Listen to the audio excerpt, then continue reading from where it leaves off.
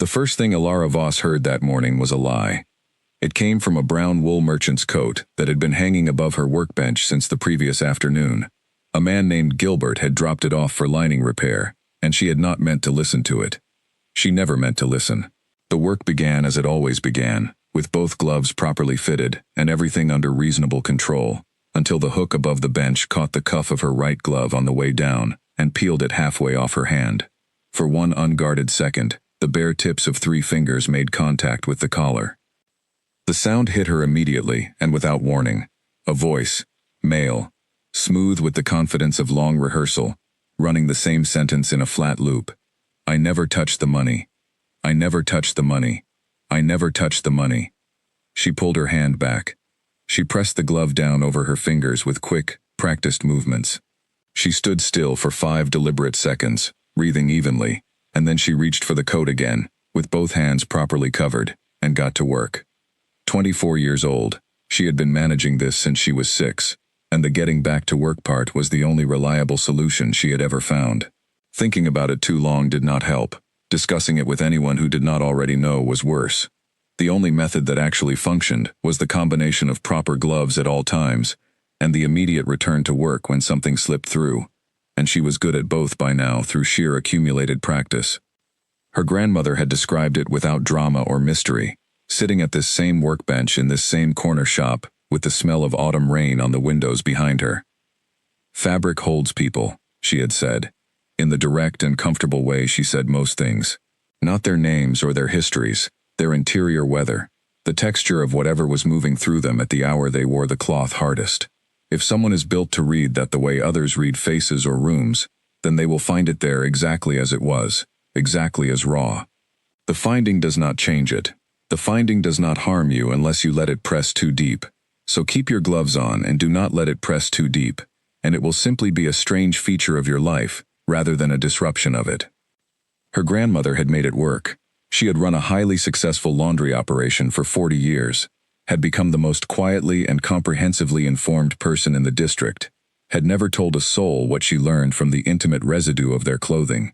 She had simply known things, and used what she knew with the calm, deliberate helpfulness of someone who understood that knowledge was only as valuable as the care with which it was applied. Alara's mother had inherited the gift, in a softer form.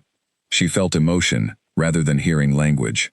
Strong feeling in worn cloth reached her the way music reaches a person who is not listening for it, unavoidable and sometimes overwhelming. She had cried in second-hand clothing stalls throughout Alara's childhood, and explained it, when people asked with puzzled sympathy, as a very persistent allergy. People had accepted this without much examination.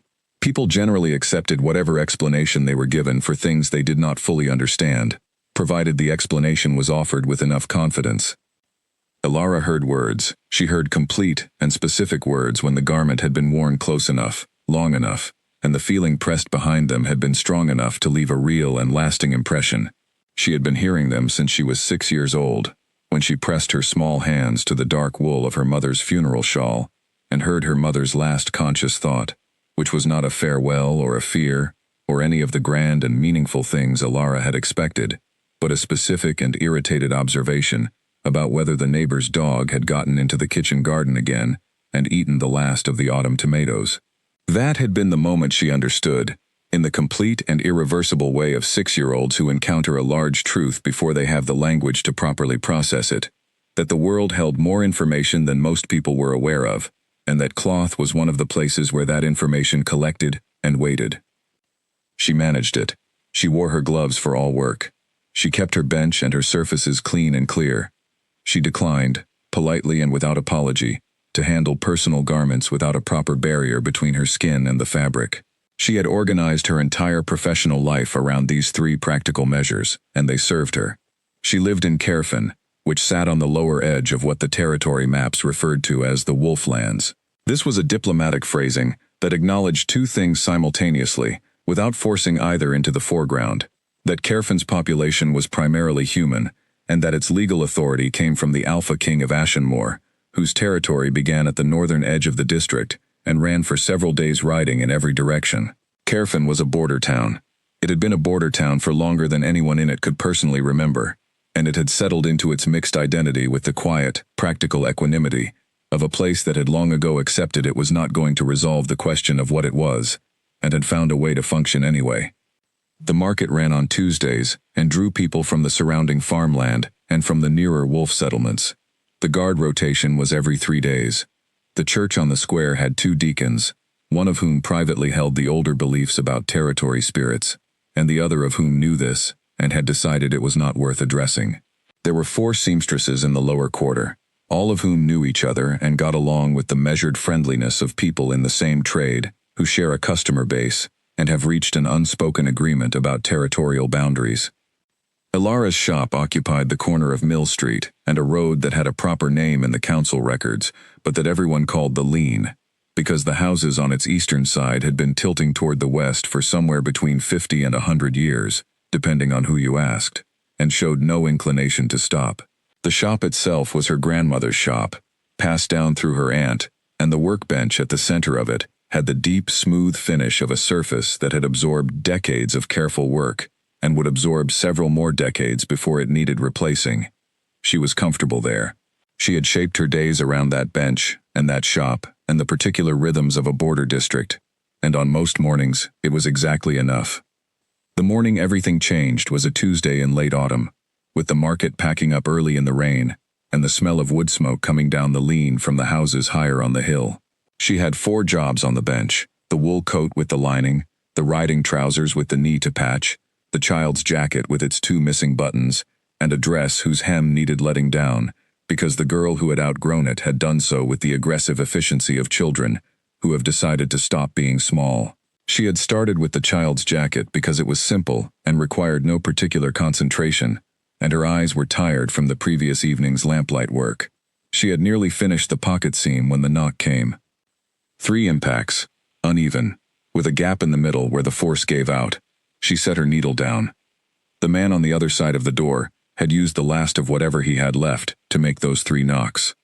When she opened it, he came forward with the door, his shoulder sliding off the frame, and she caught him by instinct, both arms up and braced, and his weight drove her back 2 full steps before she got her heels down against the base of the workbench and held.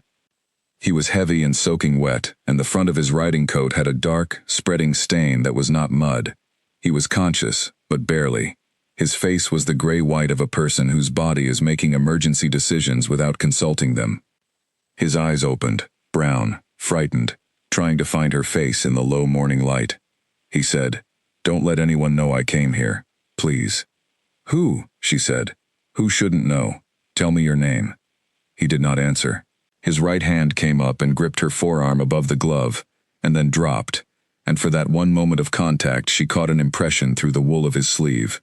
Not words, just feeling, the unmistakable interior texture of a person who has done something very important, and understood, in the last hour, that it has gone completely wrong.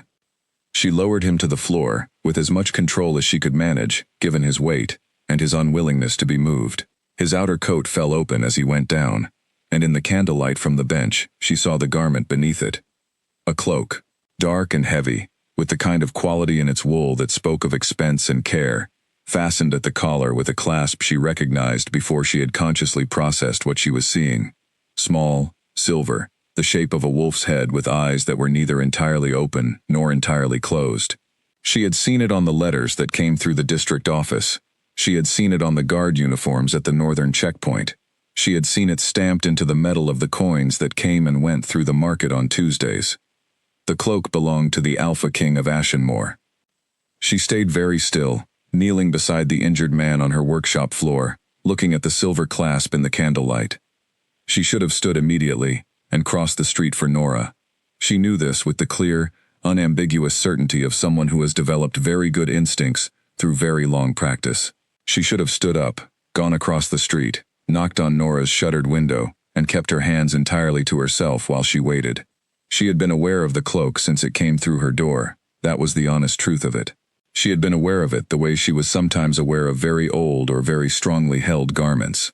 A low, steady presence at the edge of attention, not yet audible but clearly there, like a voice in another room you have not yet made out the words of.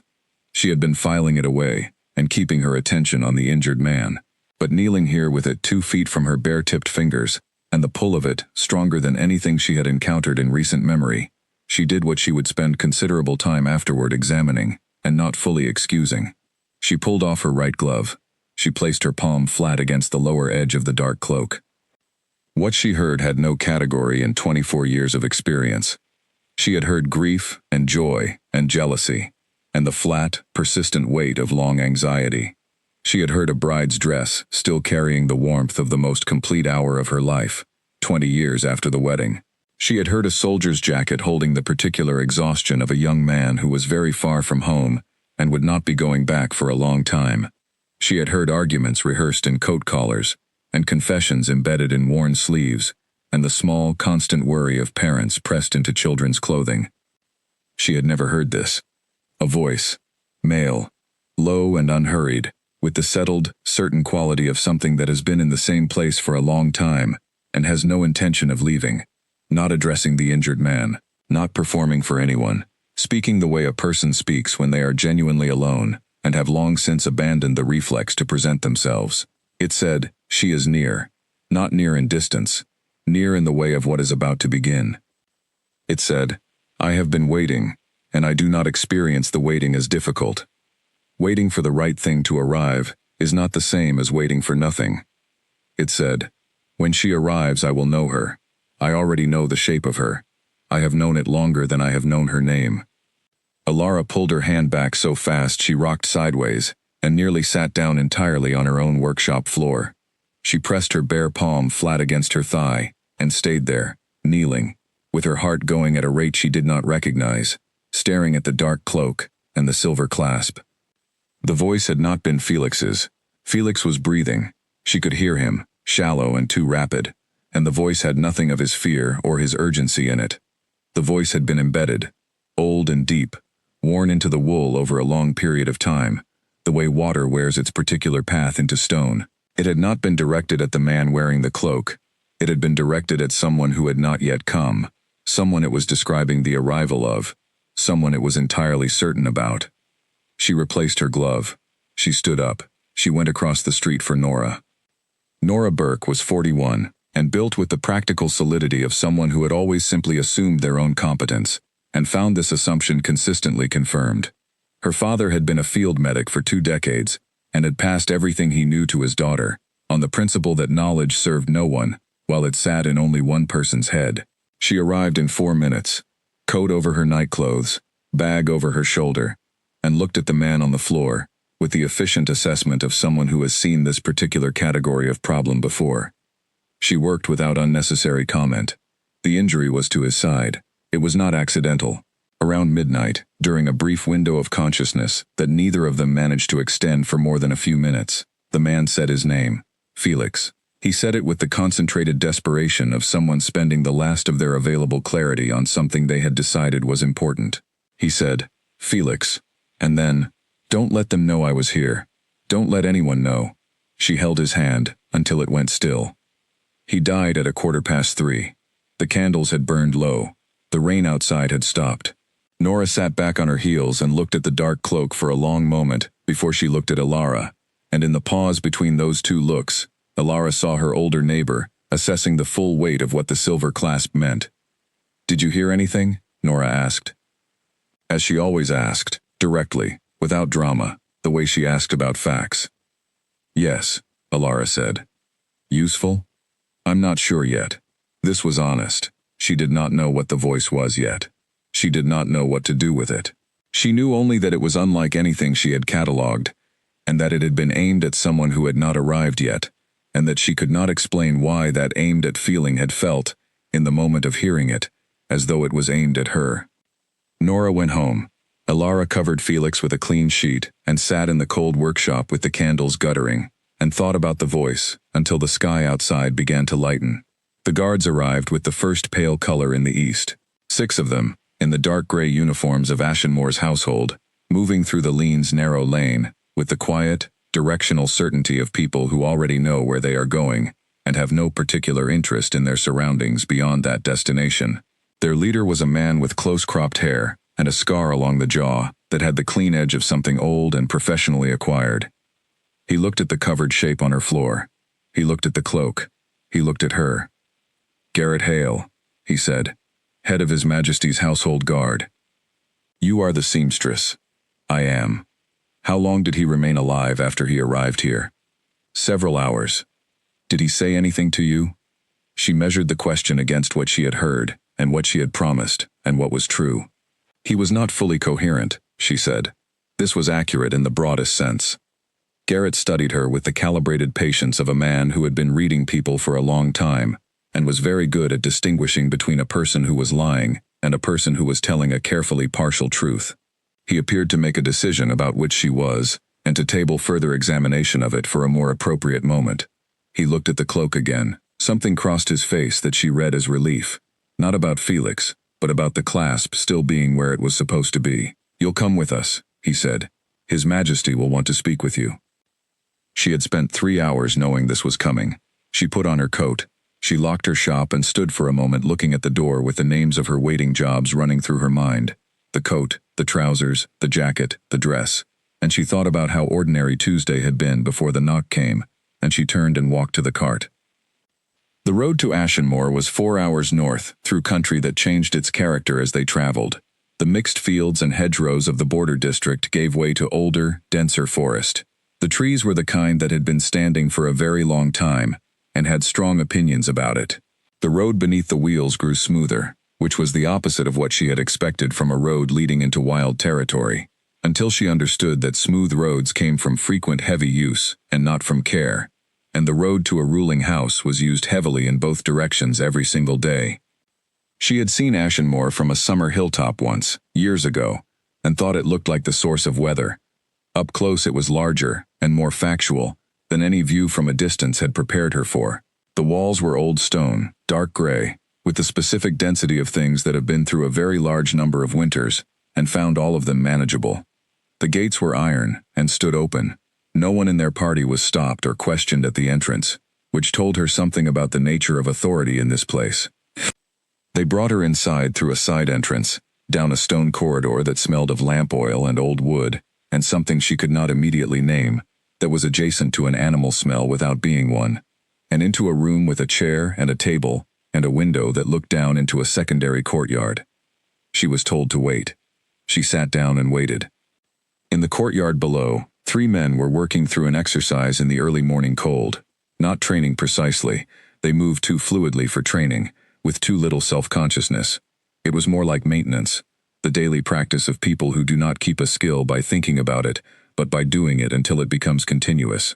One of the 3 was distinct, not larger or faster, simply more settled in each movement, arriving exactly where he intended, with a precision that cost nothing visible. She found her eyes returning to him without her choosing to look. The door opened. She turned. The Alpha King of Ashenmore was not what she had built from years of border town proximity to stories about him. The stories had been large and blurred, as stories about powerful people tend to become when they pass through enough mouths. The man in the doorway was simply himself, dark-haired, gray-eyed, somewhere in his early 30s, with the bearing of someone who had not thought about whether he commanded attention in a very long time, because he always had, and always would, and giving any thought to it would have been an inefficiency he could not afford. He came into the room and sat down across the table from her, which she had not expected. It made him seem more like a person in the middle of a difficult week than a figure from official correspondence. "Ilara Voss," he said. His voice was even and controlled and gave nothing away. "Yes," she said. "My messenger came to your door. He fell against it. I heard the knock and opened it, and his weight brought him inside." The gray eyes were steady on her face. The cloak was on him when he died. "I thought moving him further would cause more harm than leaving him. I left the cloak where it was." "That was the right decision," he said, stating it as a fact with no warmth and no coldness attached. He looked at the table briefly, then at her. "Felix Crane was carrying a letter for me from the Eastern Garrison commander. That letter is no longer with him. Tell me everything you observed from the moment he reached your door until my guard found you this morning." She told him everything that was true and not dangerous to tell. She did not tell him about the cloak, or the bare hand, or the voice that had said she is near and I already know the shape of her. She told him the rest with honest, complete attention to detail, because leaving out one thing does not require you to falsify anything else. He listened without moving or interrupting, with the quality of attention of someone who is hearing not just the words but the order in which they come, and the things that are not said in the gaps between them. When she finished, he was quiet for a moment. Then he said, "You'll remain at Ashenmore for the duration of my investigation. My head guard will arrange quarters and compensation." "I have a shop," she said. "Jobs waiting." "They will wait," he said. He rose, which closed the subject with a completeness that left no comfortable opening. At the door he paused and looked back at her, and for one fraction of a second she saw something move behind those steady gray eyes, something quicker and less controlled than the rest of him, present briefly, before the control settled back down over it, like water closing after a stone. "If you need anything," he said, "tell Garrett." He left. She sat alone in the room, with the morning light coming through the window, and the sound of the courtyard below, and the low, patient pull of the cloak somewhere behind her in this building, and she thought, the wolf and the man, two things inside the same person, pointed in opposite directions. She pressed her gloved hands flat against her knees, and told herself she was going to manage this, exactly as she managed everything else. She was not entirely convinced.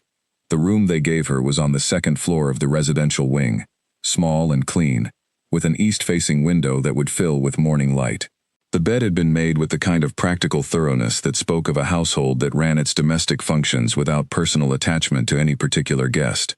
There was a wardrobe, a washing basin, a small table, and a lamp that was not yet lit. The room smelled of cold stone and the faint, particular cleanliness of spaces that are kept ready without being used.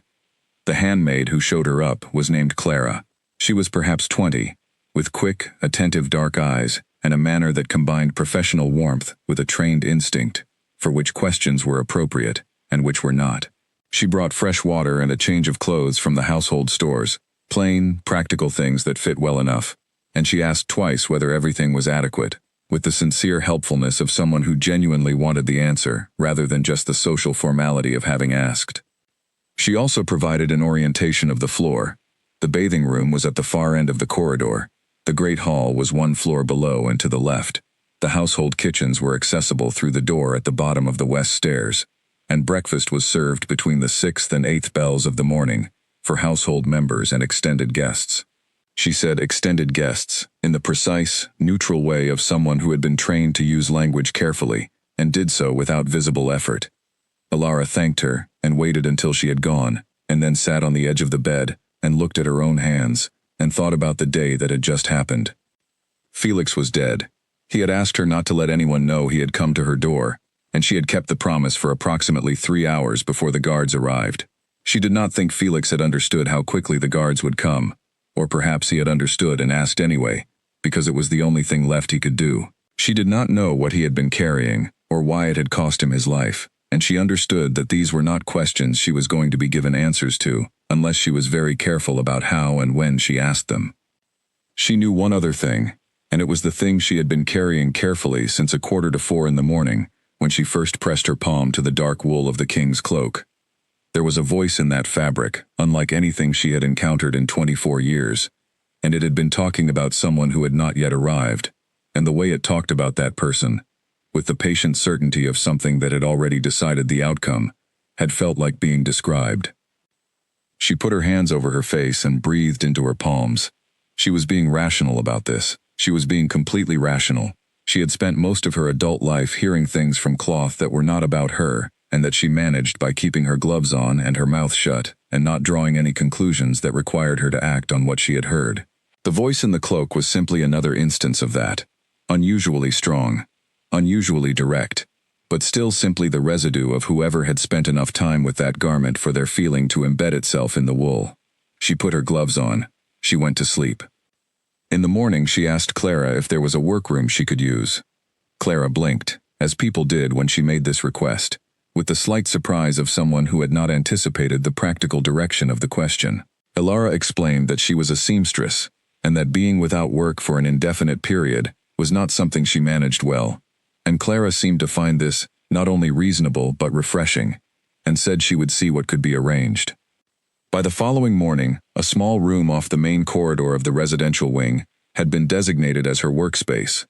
It had a long table, good north-facing light through a window that looked out over the kitchen garden, and a basket of accumulated household mending that Clara had assembled from various parts of the fortress.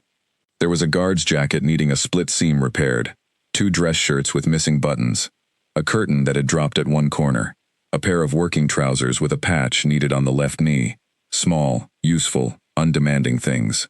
The kind of work she could do in her sleep, which was what she needed while she was still figuring out where she was and what she was supposed to do about it. She put on her gloves. She got to work. She began to understand the shape of Ashenmoor through its fabric. This was not the dramatic form of her gift.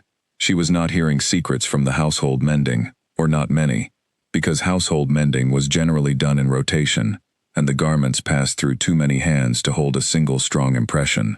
What she was understanding was more practical, the way the household ran, the quality of the materials, what was valued and what was not. The guard's jacket was good wool, well made, maintained with care.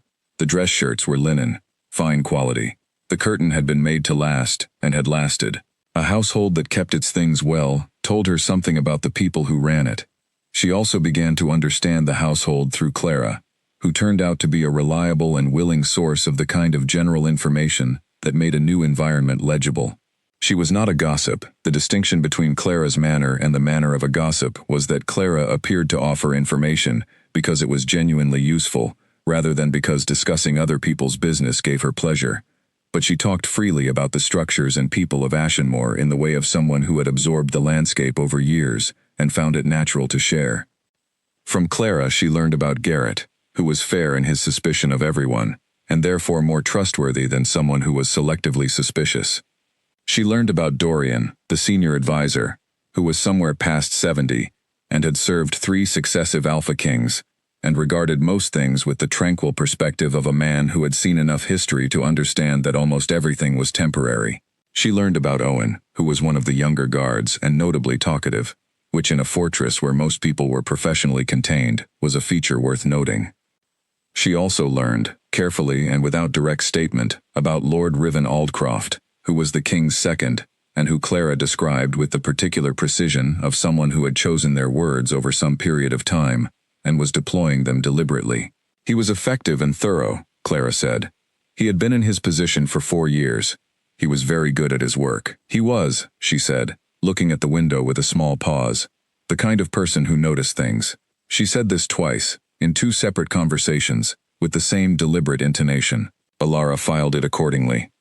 It was on the 2nd full day at Ashenmoor that the cloak came back to her. Clara arrived in the morning with it folded over her arm, and a prepared expression of mild apology. The laundry had processed the cloak as part of the standard procedure following the investigation. Everything that had been with the deceased was cleaned and documented, and the cleaning had found a weak spot in the inner lining near the left shoulder seam. Given that Alara was here and skilled, and given that the cloak was the king's personal garment, and therefore warranted careful attention, would she mind having a look and determining whether a repair was needed? Alara said she did not mind. Clara left the cloak on the table and went. Alara looked at it. The pull was there immediately.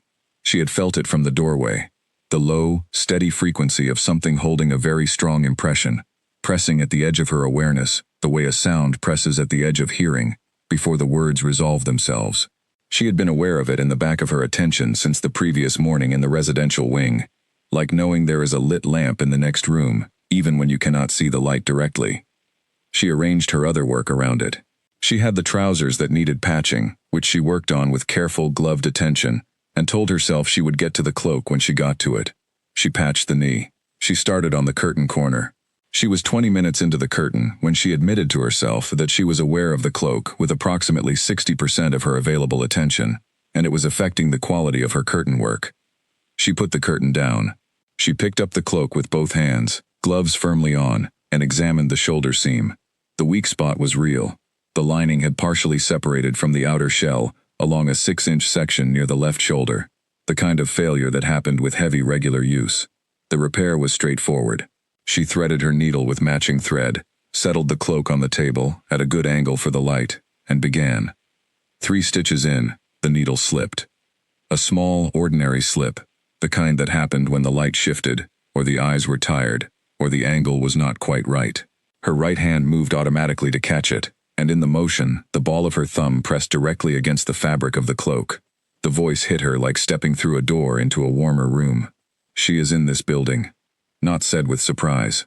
Said with the quiet wonder of someone who has known something was coming for a long time, and is now experiencing the arrival of it in real time.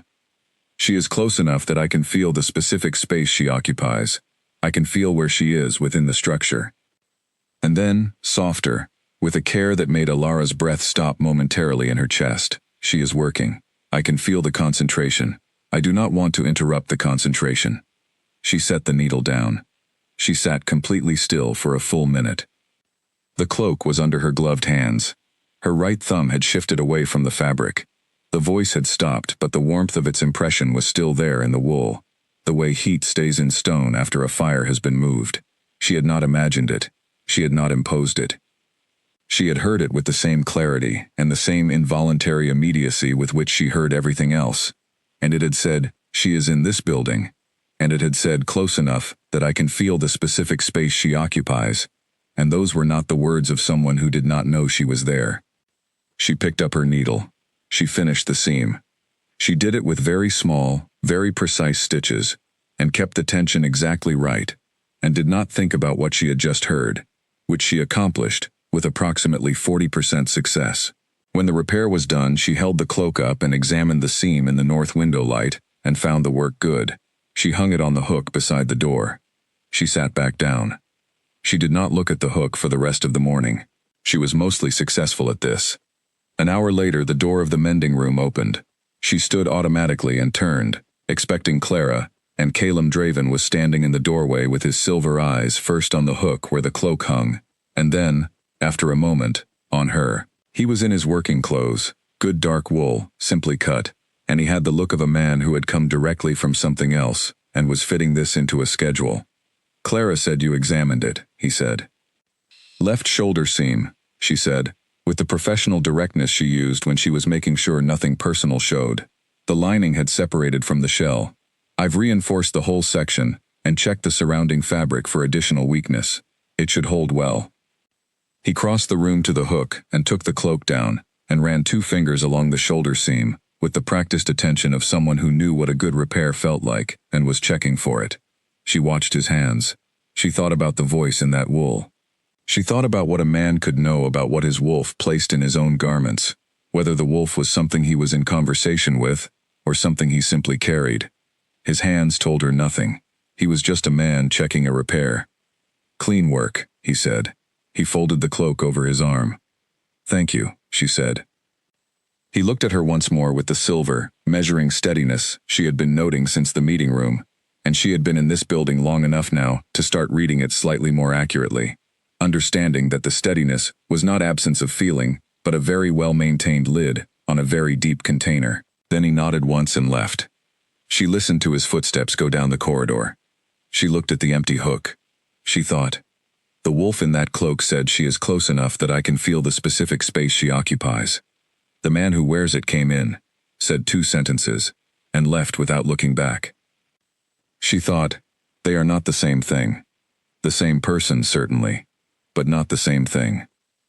That evening, she lay in the east-facing room with the dark window above her and the fortress settling around her into its night sounds, and she replayed the voice with the careful, sequential attention she gave to information she needed to hold clearly. "I can feel the specific space she occupies. I do not want to interrupt the concentration," she thought. It was not a recorded impression from a past moment. It was present tense. It was aware of her, in this building, working. She turned over onto her side. She thought, "The wolf knows I am here." And then, with the particular honesty she was capable of at the end of a long and unusual day, "I think the wolf knows I can hear it." She pressed her face into the pillow, and breathed slowly, and told herself she was going to manage this with the same discipline she had managed everything else in 24 years. She did not sleep badly. She was not certain what that said about her. Over the following days, the fortress shaped itself into something familiar. Not home, she did not make that mistake, but comprehensible, which was the thing she always sought in a new environment. She learned the rhythms, the early morning quiet before the guard changed, the mid-morning activity when the council met, The particular afternoon stillness when the administrative work of the territory produced a kind of institutional pause, the evenings which were either busy with visitors or very quiet with their absence. She learned Owen properly. He appeared at her workroom on the pretext of a guard's jacket that needed a button. She suspected the button had been loose for some time, and he had been waiting for a reason, and settled into the doorway with the ease of someone who had been looking for an opportunity. He talked freely about the household in the informal, affectionate way of someone who had been there long enough to know all of it and still found it interesting. He told her about the kitchen's particular hours. He told her which corridor had the worst draft. He told her that Dorian always took his afternoon rest between the second and third bells, and that anyone who disturbed this interval was taking a significant social risk. He also, without being directly asked, explained something about the nature of the alpha bond. He explained it the way men who grew up near the wolf territories explained most things about them, with the matter-of-fact normality of someone for whom this was simply the landscape. The wolf within an alpha, he said, was not a separate creature, or a second personality exactly. It was more like a deeper layer of the same person, older, and less subject to the kind of reasoning that the human part applied to everything. The wolf knew things directly.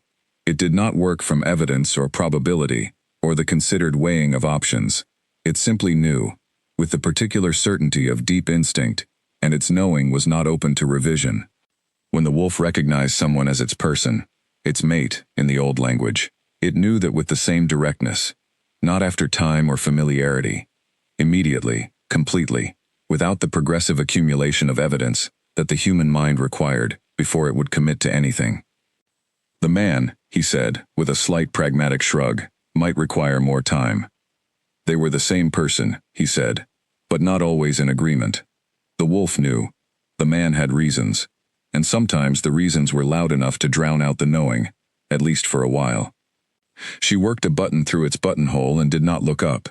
She said, "What happens to the wolf when the man refuses to listen to it?" Owen was quiet. Then he said, choosing his words, "That question probably has a specific answer in this case." He looked at her. The king has not been himself for a few years, not in a bad way, just quieter. Like a room where someone has decided to shut all the windows and keep them shut regardless of the weather. He did not say anything more on the subject, and she did not press him, and he left a few minutes later. She sat in the mending room with the button she had just sewn, and the quiet corridor outside, and thought about windows shut against weather, and a wolf that she was increasingly certain had been writing to her since before she knew she was meant to look. On the 6th day at Ashenmore, Clara brought the cloak back. This time it was the clasp. The silver wolf head had come slightly loose from its backing over the course of the laundry process, a small separation that would eventually become a catch hazard if left unaddressed. "Very minor," Clara said. "Very sorry to bring more work." She had the prepared apology on her face that she wore whenever she was delivering something she thought might be an imposition. Ilara said it was not an imposition. Clara left. The cloak sat on the table. She sat across from it at the bench and looked at it for a while. She had not touched it since the second day, since the needle slip and the voice saying she is close enough that I can feel the specific space she occupies, and she had spent the intervening days managing the low, persistent pull of it with varying degrees of success. She had been telling herself she was going to let it sit at the edge of her awareness and not engage with it, the way she managed any strong source. With deliberate inattention, the particular discipline of a person who has learned that proximity to powerful impressions does not require participation. She had also been telling herself, with somewhat less success, that the voice in the cloak was simply a strong impression from whoever wore it, left there over time, the way all strong feelings eventually settled into worn cloth. She knew this was not accurate. She had known it since the second day. The voice had been in the present tense. It had said, "I can feel the specific space she occupies," and the specific space she occupied was this building, and the voice had known it. She examined the clasp with both gloves on. The backing had indeed separated slightly. She could see the small gap between the silver wolf head and the leather underlining without touching anything. She would need to reattach it with a thin needle and matching thread, working close to the metal. This was precise work. It required steady hands and good light and her full attention. She threaded her needle. She worked the first pass through the leather backing without incident, guiding the needle close to the metal base of the clasp with the particular care she gave to work involving fine materials. The second pass, the third. She was 4 passes in, with the clasp sitting firm and the thread running true, when she needed to flip the cloak to check the angle on the inner side. She took both gloves off to do this. Fine metalwork at close angles required bare fingers. She had always taken her gloves off for fine work when the garment was something she trusted. She gripped the cloak near the clasp between both bare hands, turned it over, and checked the angle. The voice hit her from every direction at once. Not loud, not forceful, but absolutely immediate and absolutely present, as though it had been waiting with great patience, specifically for this moment. Ilara. Her name, said with a care that made her eyes close involuntarily, the way eyes close at an unexpected brightness. Her name, said precisely, with the full weight of deliberate attention behind it. Not called, said, the way you say someone's name when you are alone and thinking of them, and the thinking has become specific enough that the name is part of it. Then, I know she can hear me. I have known since the second morning, when she touched the shoulder seam and pulled away. I felt her listening, and then I felt her stop.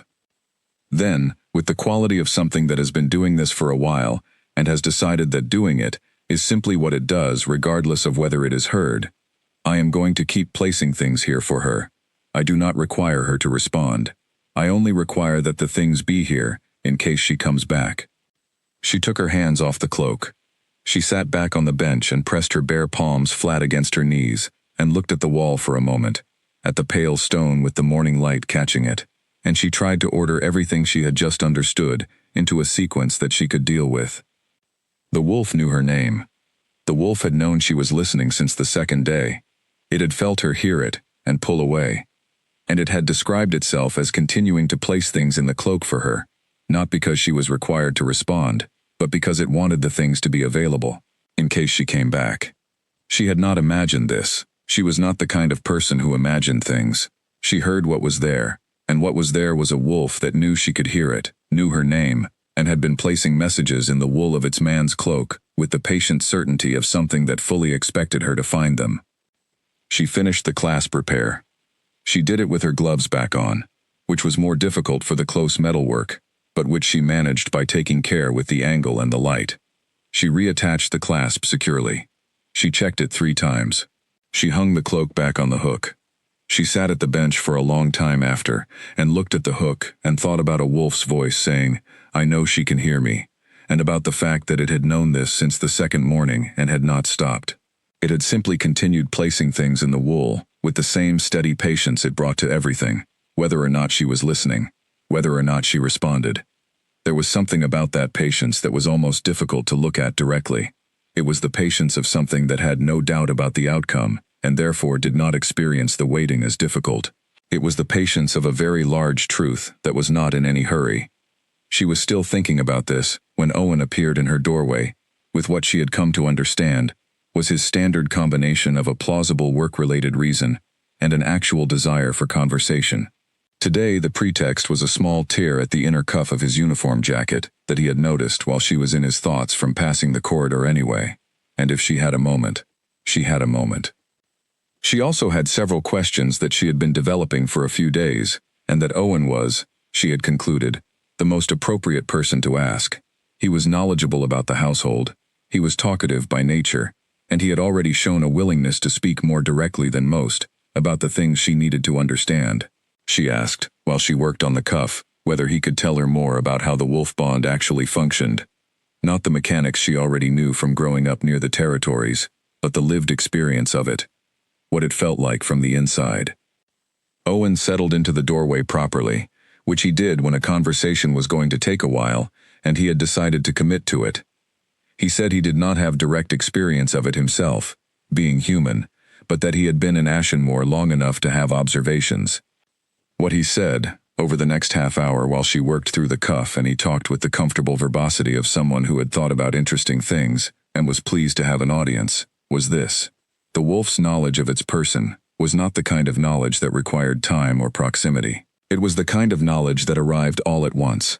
Owen had heard it described, by the older wolves in the territory, as the recognition of something you had always known the shape of, even before you knew the thing itself.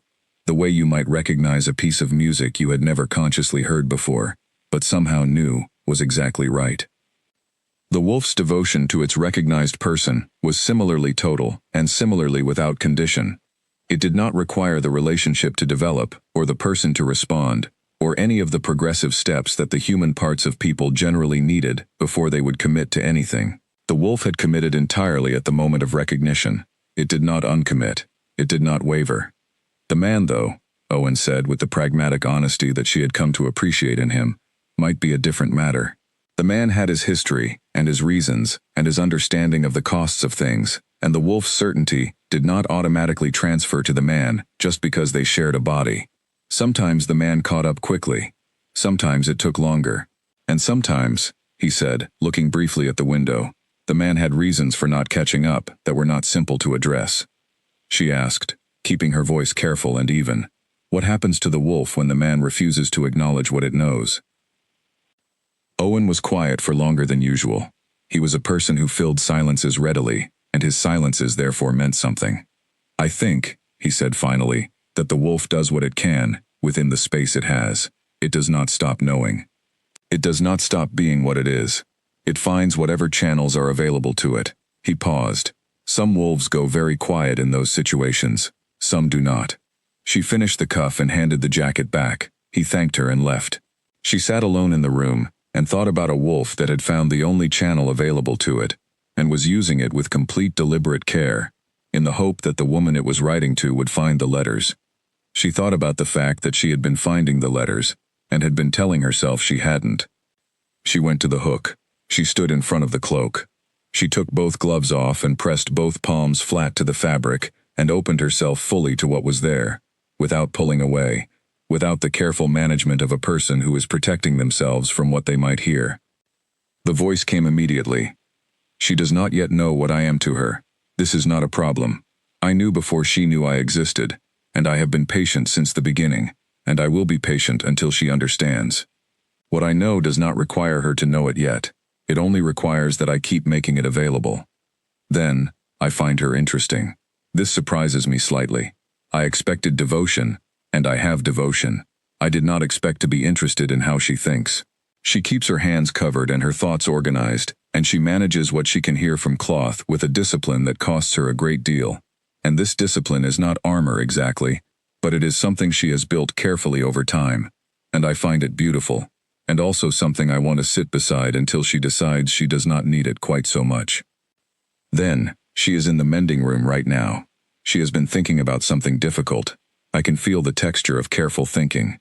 Ilara took her hands off the cloak and stood with them at her sides and breathed. She thought, "It finds me interesting." And she thought, "I did not expect that. I had expected the wolf's feeling to be enormous and general, the kind of devotion that consumed its object rather than seeing it. I had not expected to be seen specifically. I had not expected the wolf to notice her discipline, or to want to sit beside it." She put her gloves back on. She went back to the bench and sat down, and looked at the morning light on the table, and thought about what she was going to do with everything she knew. She was not going to act on it. She did not have a way to act on it, because the wolf was inside Caleb Draven, who walked past her door every morning with a nod that was the emotional equivalent of a closed window, and who had, as far as she could tell, no awareness of what the wolf had been doing in his cloak. She was not going to tell him, not yet. Not without knowing much more than she knew. But she was going to keep listening. She admitted this to herself plainly, sitting at the bench with the cloak on the hook and the morning light shifting.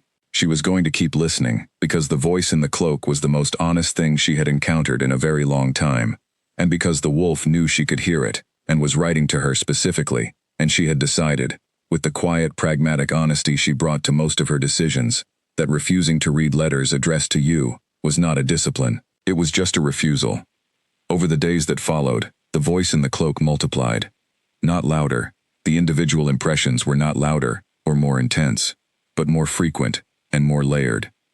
She began to understand that the wolf had been placing things in the fabric for longer than she had been at Ashenmore, and that the impressions she was reading now were both the recent ones and the older ones beneath them, stacked in the way that deeply worn cloth holds layers of different times.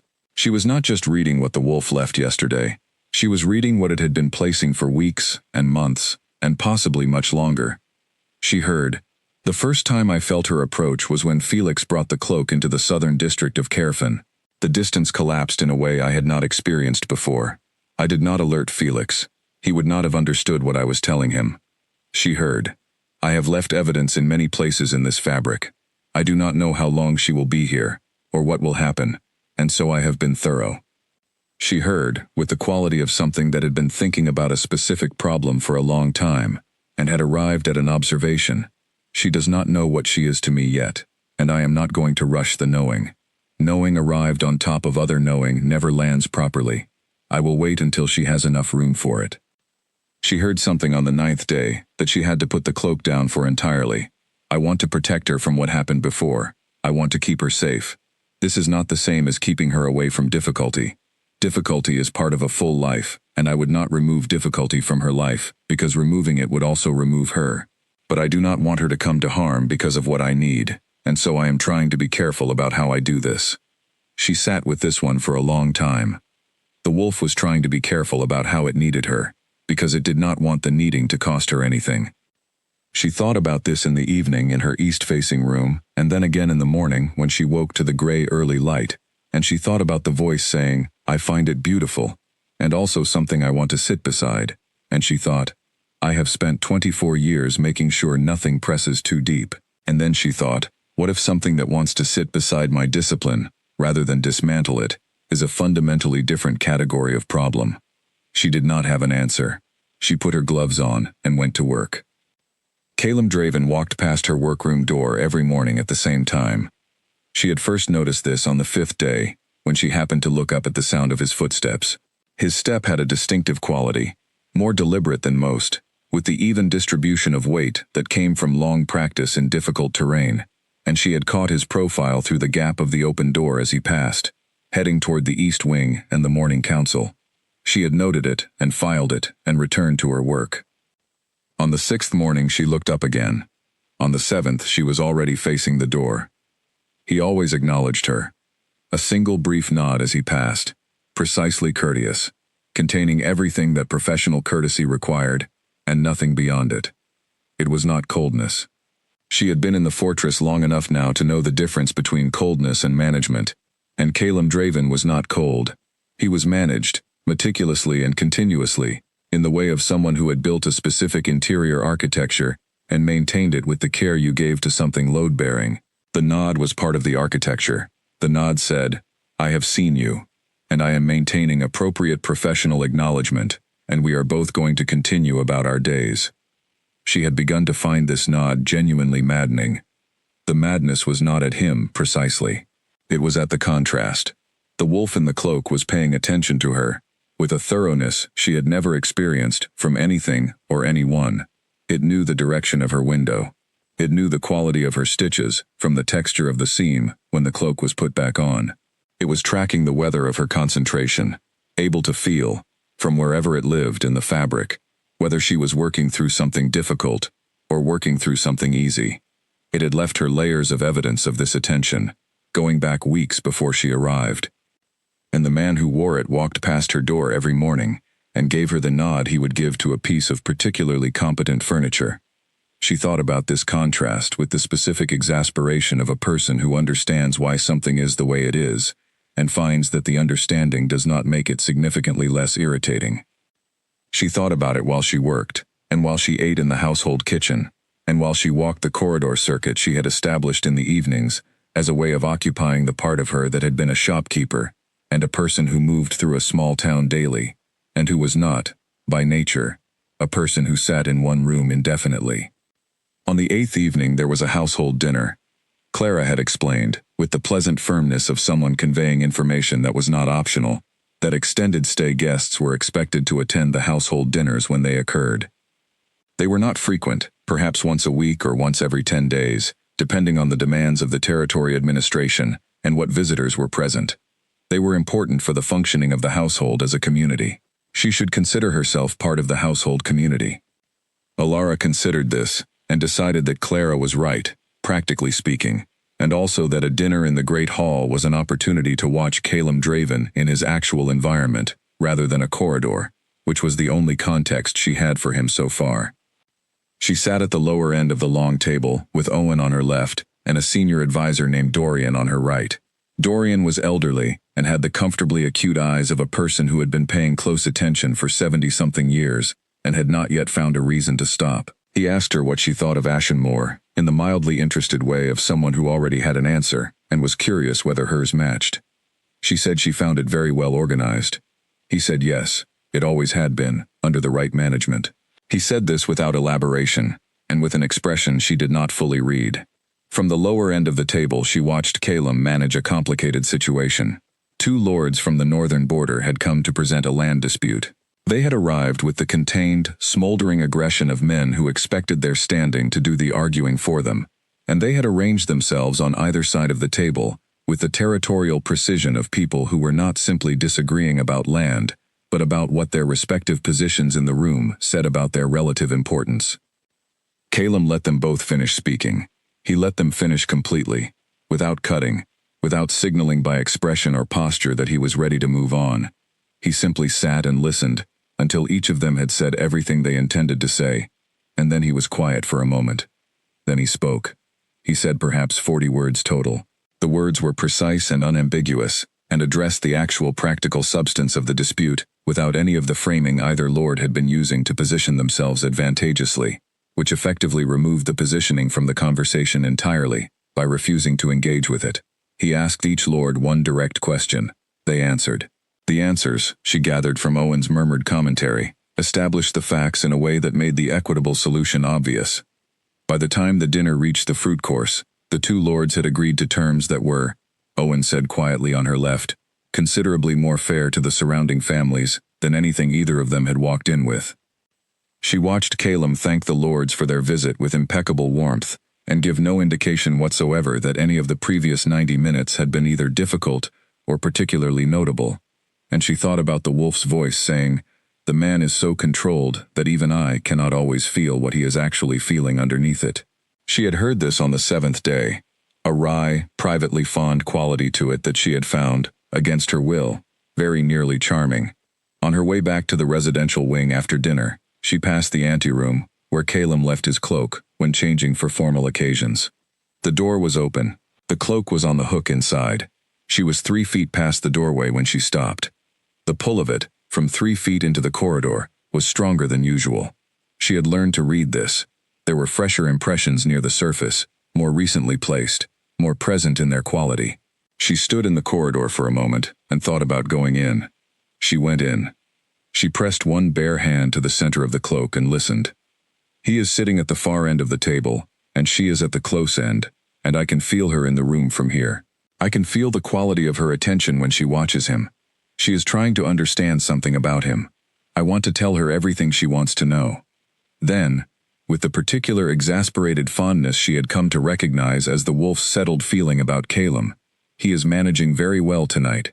He always manages very well. I wish, occasionally, that he managed slightly less well. I wish he would let something show. Then, she is leaving the room now. I can feel her moving away. Alara pulled her hand from the cloak. She had been present at the dinner. The wolf had felt her presence from across the room. It had been tracking her through the fabric, while its man conducted territory business, without giving the slightest indication that she was anything other than a temporarily resident seamstress sitting at the lower table. She put her glove on and walked back to her room and sat on the edge of her bed. She thought, the wolf is fighting the man from the inside, and losing, and continuing to fight anyway, and leaving her all the evidence of the fight so that she will understand the stakes. She thought, I do not know what I am supposed to do with this. Over the days that followed the dinner, she paid attention to Calum with a deliberateness she had previously been avoiding. She watched him in the corridors. She watched the way he moved through the fortress with the settled precision that she had first noticed in the training courtyard through the meeting room window, each movement landing exactly where it was aimed, nothing wasted, nothing approximate. She watched how the household responded to him, the slight straightening of posture when he appeared, the way conversations adjusted their substance when he was within earshot, not from fear, but from the particular attentiveness of people who understood that this man was paying attention, and chose to be worth paying attention to. She watched him in the 2 council meetings that she happened to pass while carrying mending to a guard's quarters, hearing fragments through partially open doors. His voice was the same in council as it was in corridors, even, precise, giving nothing away by inflection. He asked questions that were more useful than most people's conclusions. He gave directions that were so specific they required no interpretation. He ran a complex territorial administration with the focused, unhurried attention of a person who had been doing this long enough to find it natural. She watched him, and she also heard the wolf's voice in the cloak telling her what he was not showing. She had heard, on the 10th day, he walked past her door this morning without slowing. I do not understand this. I felt his awareness of her from inside him. He knows exactly where she is in the building, and he knows she is probably in the workroom, and he chose not to slow down. This is not because he does not know she is there. This is because he has decided not to know it in the way that requires him to do something about it. She had heard, on the 11th day, with an exasperation that was almost funny. I have now explained to him 4 separate times this week, through the only internal method available to me, that she is here, and that she is the one. He appears to be filing this under information that requires no action at this time. I find this very difficult. She had, alone in the mending room, laughed at this. A real laugh, short and genuine, that she had immediately covered with her hand. Then she had looked at the door to check that no one had heard. She thought, the wolf is frustrated with him. It is carrying the full weight of what it knows, and it cannot transfer the knowing directly, and it has been trying, in the only way available, which is to press the feeling into the wool of the cloak and hope that someone can read it. She thought, and the someone can read it, and is reading it, and is also sitting in a mending room laughing at the wolf's exasperation with its own man, and is probably not managing this situation with the complete professional discipline she had intended. On the 14th day, the wolf said something that she turned over for the rest of the day and into the evening, and had not finished turning over by the time she went to sleep. It said, I think she is beginning to feel something. I can feel it in the quality of her attention when she is near the cloak. It is different from curiosity. I do not want to misread it. I am going to keep being careful. She lay in the east-facing room with the dark window above her and thought, the wolf is being careful with her feelings. The wolf, which knew with absolute certainty and total commitment, was choosing to be careful with her feelings, because it did not want to misread them or to overwhelm them. She thought about this for a long time. She thought, I am not used to things being careful with me. I am used to being the one who is careful with things. She thought, I do not know what to do with that either. The following morning, Caleb walked past her door at the usual time and gave her the usual nod, and she watched the gap in the door after he passed and thought about the wolf inside him saying, I can feel his awareness of her, and he has chosen not to act on it. And she thought, 4 more times this week and you will see. She put her gloves on and got to work. The confessions were accumulating. That was the word she had arrived at, after spending several days looking for a more neutral one. Not impressions, not records, not information. Confessions. The word was honest. What she was reading in the cloak's wool was not the accidental residue of someone's interior life leaking into fabric they wore without thinking. It was deliberate and specific, and aimed at her with a precision that the word impressions did not adequately describe. The wolf was confessing things. It was confessing them into cloth, in the direction of the only person who could hear it, with the steady persistence of something that had a great deal to say, and had been waiting for someone to say it too. She had begun to keep them in order, which was not something she did with the things she heard from cloth. She kept them in her memory, arranged by content and by the layer of impression they occupied in the fabric, older ones further in, newer ones nearer the surface, and she could review them the way you review letters you have read and kept. She did not write them down. Writing them down would have made them undeniably real in a way she was not entirely ready for. But she organized them in her head with the particular care of a person who understands that the information is important and does not want to lose any of it. She had heard, early and old, from the deep layers of the fabric, I have known the shape of this person for longer than I have known who she is. There was a woman, not this woman, an earlier woman, and I knew her for only a short time before she was taken, and the loss of her was complete and structural in a way I did not recover from easily. I am still capable of this kind of knowing. I am still capable of this kind of commitment. I have not lost the capacity. I have only been waiting for the right direction to point it. She had heard. She keeps her gift managed with a discipline that costs her daily, and she has been doing this since she was a child, and she does not experience it as remarkable, because it is simply the condition she has organized her life around. I find this very quietly astonishing.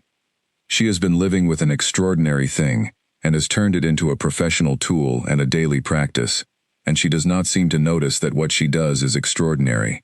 I find that I want to tell her. She had heard, on the 13th day, the one she could not finish. She was cold last night. The temperature in the stone wing drops after midnight, and I felt it from the cloak on the hook.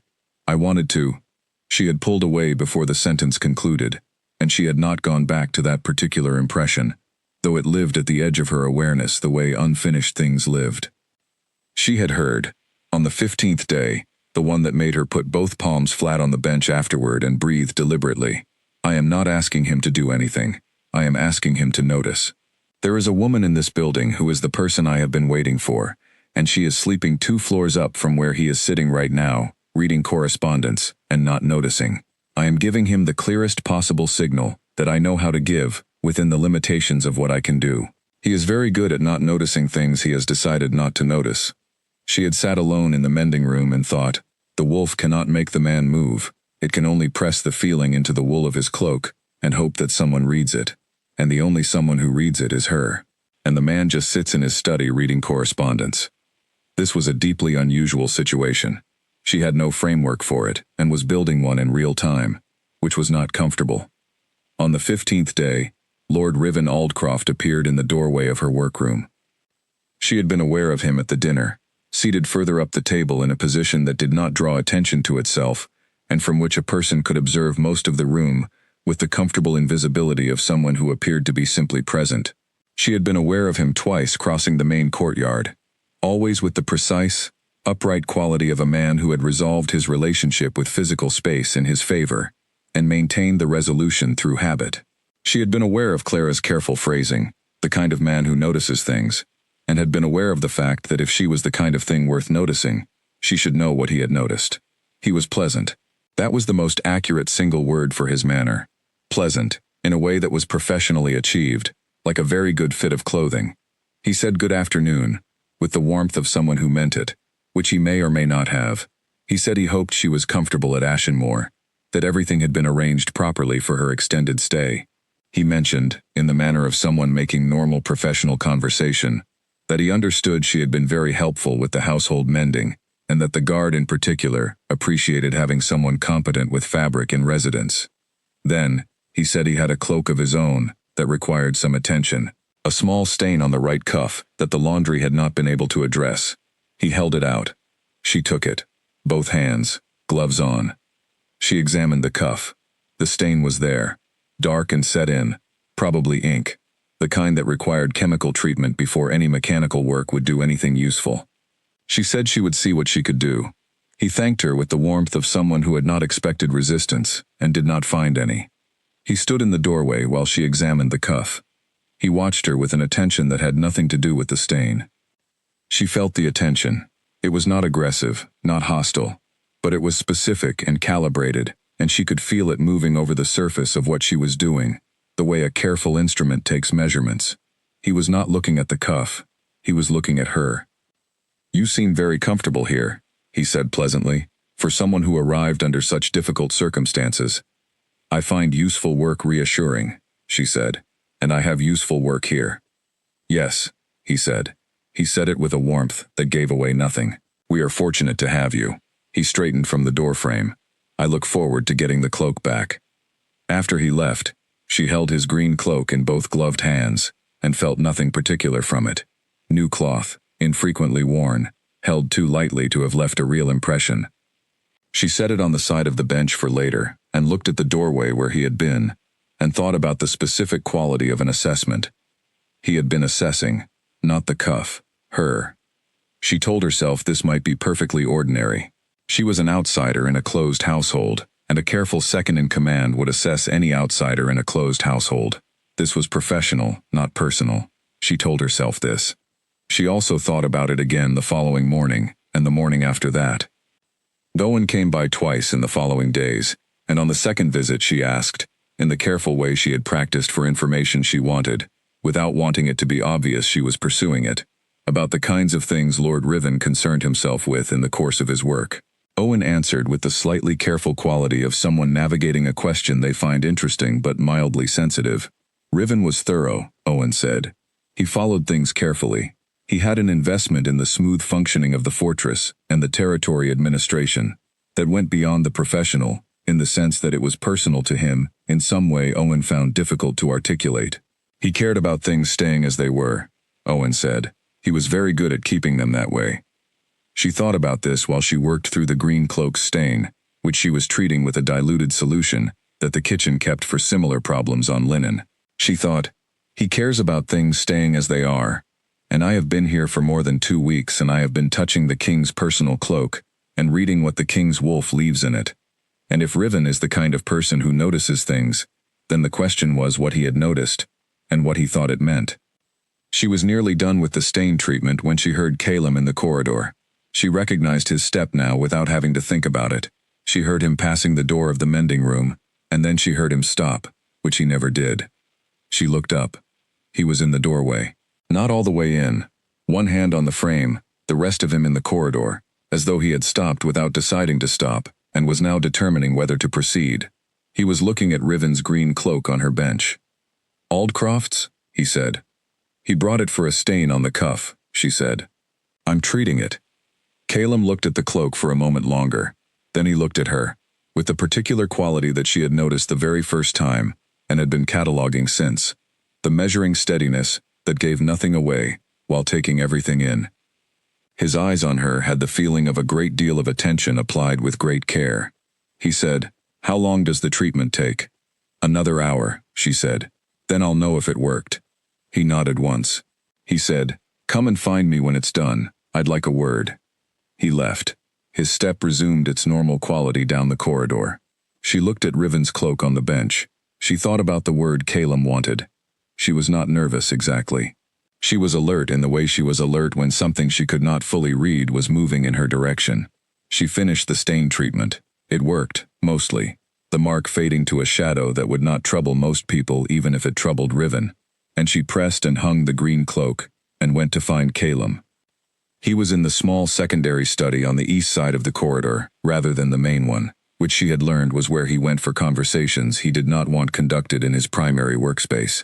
He was standing at the window when she came in, looking out over the late afternoon courtyard, and he turned when she entered, and gestured to the chairs without formality. He said, Garrett has finished the investigation into Felix's death. He's concluded what I already suspected. Felix was intercepted on the road, and what he was carrying was taken. The people who intercepted him did not know he had managed to reach your town. They expected him to be found on the road. He said this plainly, with the even delivery he used for facts that were serious, without requiring additional weight to be placed on them. This means you are not a person of interest to anyone except me. For the purposes of my investigation, and for your own safety, that distinction is important. She said, Thank you for telling me. He looked at her in the direct, steady way. You can go home, he said, if you wish. The investigation is closed. There is no longer a reason to keep you here. She looked at him. She thought about the cloak on the hook. She thought about 15 days of the wolf's voice in dark wool. She thought about I find her interesting, and I wanted to tell her, and she was cold last night, and the half-finished sentence she had pulled away from. She said, I don't wish to. If it's acceptable, I'd like to stay. A pause. Something moved briefly in the gray eyes. Not surprise. He was not easily surprised. Something more considered. It's acceptable, he said. The household benefits from having you here. He said this without inflection. She could not tell whether he meant the mending or something else. She suspected, given everything she had heard in his cloak, that she was not meant to be able to tell yet. She said, Then I'll stay. She went back to the mending room and sat at the bench and thought about having just chosen to stay in a fortress in the wolf territories, because a wolf was writing her letters in cloth, and she wanted to keep reading them, and she thought, this is not how I expected my life to develop. And then she thought, I find that I do not want to leave. She put her gloves on. She got to work.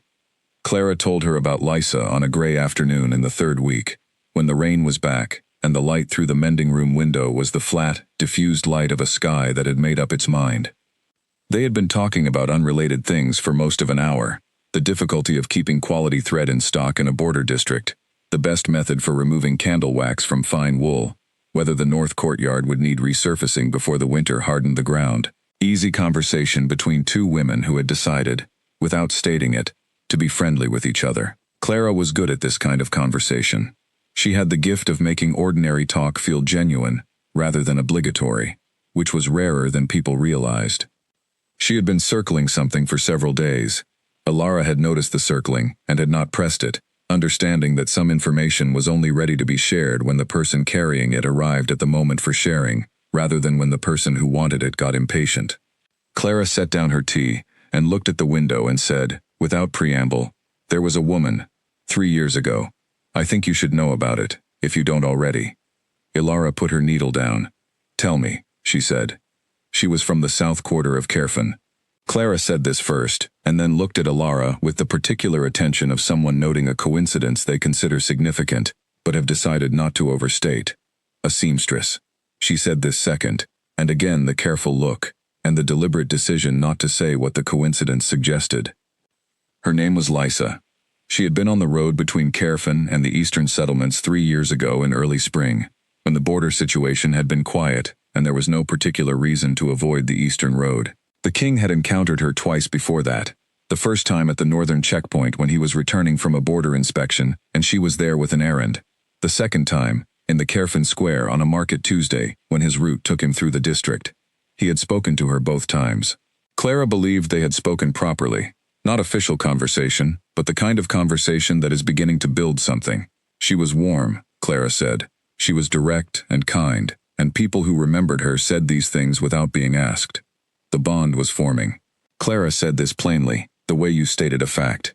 It was new, and still in the early stages, which meant the wolf had recognized her completely, while the man was still at the beginning of the relationship.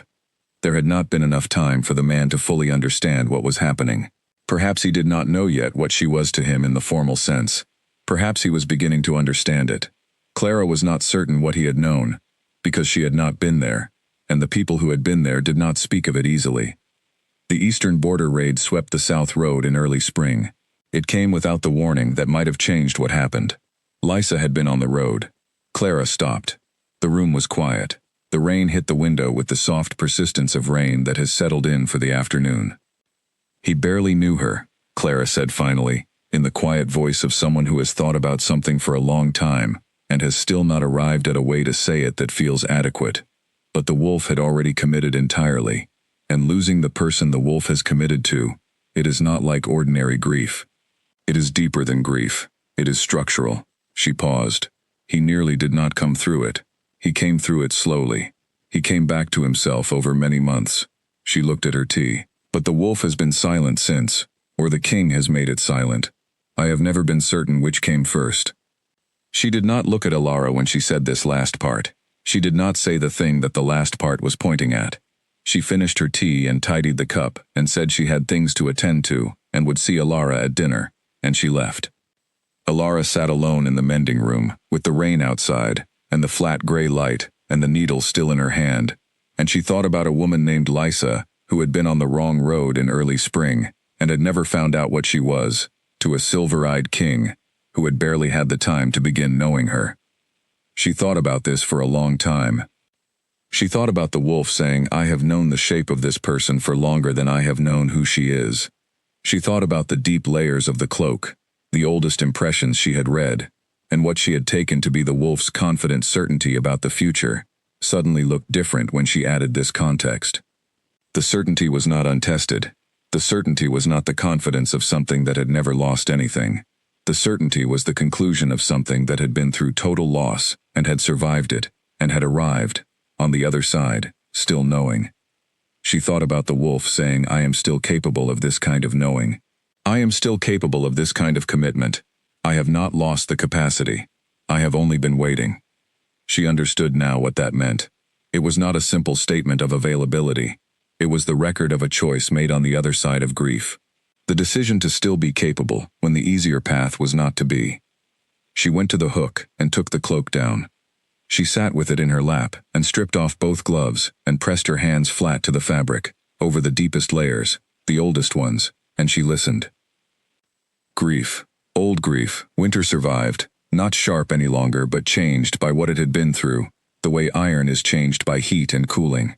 The wolf's grief was not made of memories and regret and specific moments replayed.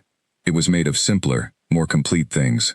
The record of a loss that had been total, the weight of a commitment that had found nothing to commit to, and had kept the full weight of itself anyway, because the wolf did not know how to make itself smaller when there was nothing to fill the space.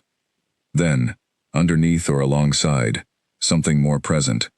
I understand what it costs to lose what you love before the relationship is finished forming. I understand this completely. It is the specific cost of my nature. The wolf recognizes fully and immediately, and the man needs time. And in that gap, the recognized person can be lost before the man understands what was lost. I will not let that gap be used against her. I will not let her be in the gap without knowing she is in it. Then, he thinks the silence is the safe choice. He thinks keeping me quiet is protection. For her, for himself, for the house. He has built this understanding over 3 years, and it is real to him, and I do not dismiss the weight of what he carries. But he is wrong about what protects her. What protects her is letting me do what I know. Then, last and quietest, I am doing what I know, with the tools I have. I am leaving things in the fabric for her.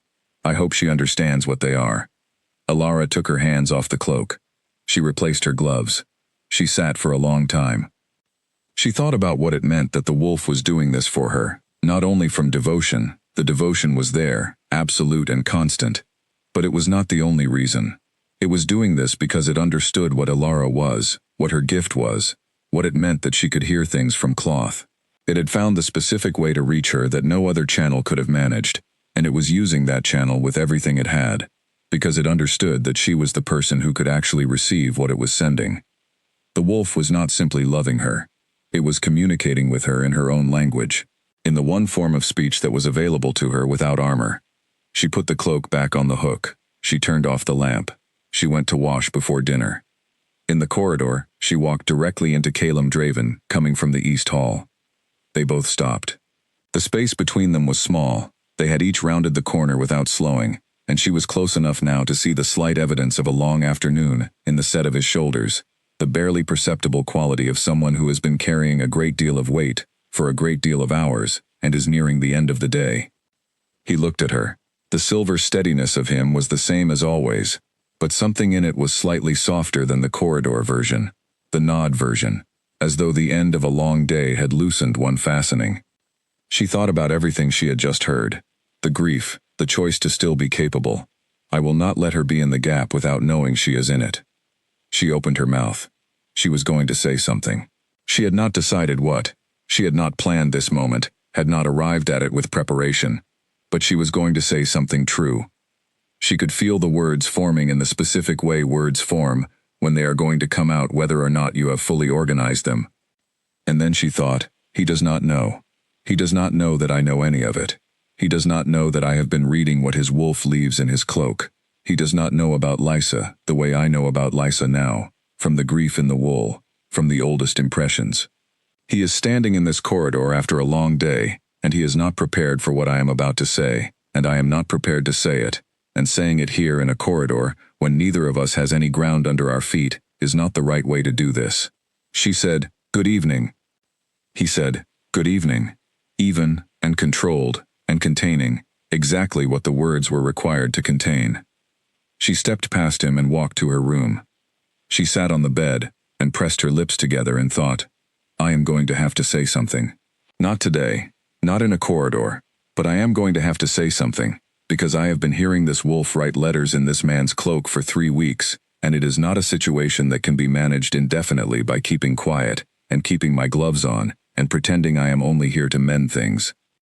She lay back and looked at the dark ceiling and thought, Lysa, a seamstress from the south quarter of Caerphon who had been on the wrong road, a woman who had not known what she was to him before it was too late to know.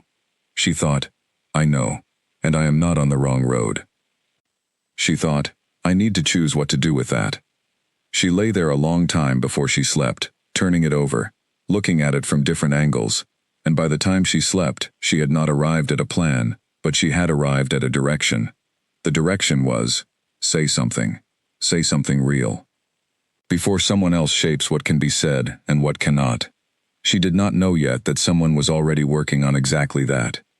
Riven came to her directly on the 17th morning, not with a garment or an apology or the social framing of professional courtesy. He came alone, at the hour when she was usually well into her work, and the corridor outside the mending room was quiet, and he closed the door behind him with the careful, final sound of someone who has decided what this conversation is going to be, and is creating the appropriate conditions for it. She put her needle down. She looked at him. She said nothing. "I find directness more efficient when the situation permits it," he said. "This situation permits it." She sat with her hands flat on the bench and waited. He said, "You have an unusual gift. You can hear things from cloth. Specific things.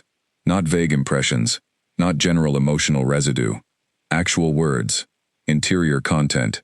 The kind of information that people do not know. They leave in the fabric of things they wear daily." He said this the way he said everything, with the pleasant, even precision of a man who was very comfortable with facts, and delivered them as such. "I had you looked into. Your grandmother, the laundry operation in the district southeast of here. Your mother. A family tendency, carried in different degrees by different members, going back at least 3 generations. You are the strongest expression of it in your immediate line," she said. And you have been touching the king's cloak," he said. "More than once. I have been paying attention to the patterns in this household since your arrival, and the pattern of that cloak's movements through the residential wing is not consistent with the stated reasons.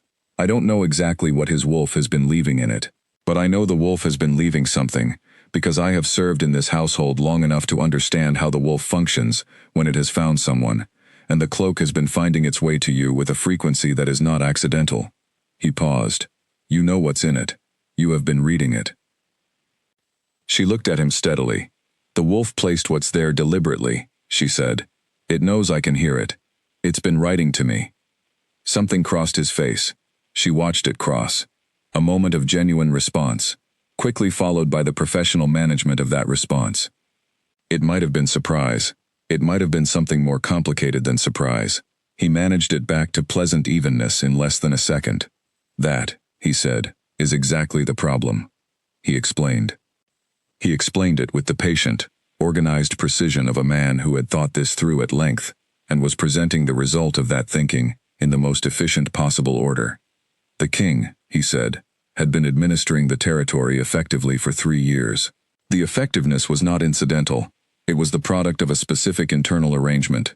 The wolf was silent, or had been made silent, and the king was therefore making decisions without the disruption of an instinct that had once nearly destroyed him. The territory was well run. The border disputes were being managed. The trade relationships were stable. The people who depended on Ashenmore depended on a king who was in full control of his own judgment. Riven had built everything, he said, around the understanding that this arrangement was permanent. Every approach he took to the territory's administration, every relationship he cultivated with the neighboring powers, every decision he made about who had access to the king and when and how, all of it rested on the foundation of a king who was not going to be subject to the particular disruption that the wolf's full engagement brought with it. He had been doing this for 4 years. The result was a territory that was more stable now than it had been in the previous generation. If that changed, if the wolf's recognition was fully acknowledged and the man's careful containment was disrupted, the outcome would not be stable. Not immediately. Not while the king was adjusting to something he had sealed against. Not while the household was adjusting. Not while the territory's relationships with the neighboring powers were adjusting. The disruption was manageable in the long term, perhaps, but in the short term, it was not. He said, "I want you to leave Ashenmore before the next new moon. That gives you 8 days. I will arrange the escort and the compensation, and an explanation for the king that requires nothing more from you. You go home, you return to your work, and what has happened here is simply an unusual period in your life that cost you 3 weeks and paid you fairly for them." She said, "And if I stay?" "If you stay," he said, with the same pleasant, even delivery, "I will inform the king that you have been reading private information from his personal garment for nearly 3 weeks. I will describe it as the unauthorized extraction of sensitive material from the Alpha King's most intimate possessions by someone who entered this household under the cover of a witness investigation." He paused. "I will not need to fabricate anything. Every part of what I've described is technically accurate. The framing will do the rest." She looked at him for a moment. She thought about the word framing, and what it meant that he had chosen it deliberately. "Thank you for being direct," she said. He said, "I find it more respectful." He said it as though he meant it, which she thought he probably did. Then he left. She sat in the mending room with the morning going on outside the window, and her hands in her lap, and thought about what had just happened. She thought about the 8-day window, and the escort, and the explanation the king would receive, neatly framed, requiring nothing from her. She thought about Carefin, and the shop on the lean, and the 4 jobs on the bench that she had now been away from for nearly 3 weeks. She thought about the fact that going home was something she had wanted, on the morning Felix fell through her door. More than almost anything, she had wanted her bench and her gloves and her organized, manageable life. She thought about Riven's analysis, which was not wrong. She thought about the cost of disrupting what had been built here over 3 careful years. She thought about the possibility that she was being romantic about a wolf in a cloak, and a man who had not once looked at her directly in 17 days, and that the sensible thing was to take the 8 days and go home. She went to her room. She packed her bag. She did it efficiently and without drama. The borrowed clothes folded and set aside, her own things into the bag, sewing kit, notebooks, her 2 pairs of gloves, small accumulated items, a ribbon Clara had given her, a smooth stone from the courtyard that she had picked up on an evening walk, a sprig of dried herb from the kitchen that she did not know the name of. She packed them all. She set the bag by the door. She sat on the edge of the bed. She thought about Lysa, about a woman who had not known, in time, what she was to a man who had barely started to understand it himself. She thought about the wolf in the cloak saying, "I will not let her be in the gap without knowing she is in it." She thought about 17 days of letters in dark wool, placed there with the patient care of something that understood exactly what it was doing, and did it anyway. She thought about the fact that she was the only person in the world who could hear those letters. She stood up. She went to the mending room. She took the cloak from the hook. She sat down with it in her lap and she pulled off both gloves, and she pressed her palms flat to the fabric one more time. She told herself it was a final reading. She told herself she was saying goodbye to it, which was a thing she had never done with cloth before, because cloth did not require goodbyes. The wolf knew immediately. The voice came faster than it ever had, stripped of the usual patience, direct and urgent in a way she had not heard from it before. "You are thinking of leaving." She breathed. Then, quieter, pulling itself back to something nearer its natural register but not entirely there. "Please don't leave. I know what this means to ask. I know what I am asking you to stay in the middle of." Then, "He will not ask you himself. I have to tell you this honestly because you deserve to know it. He doesn't know how to ask for the things he needs from a person anymore.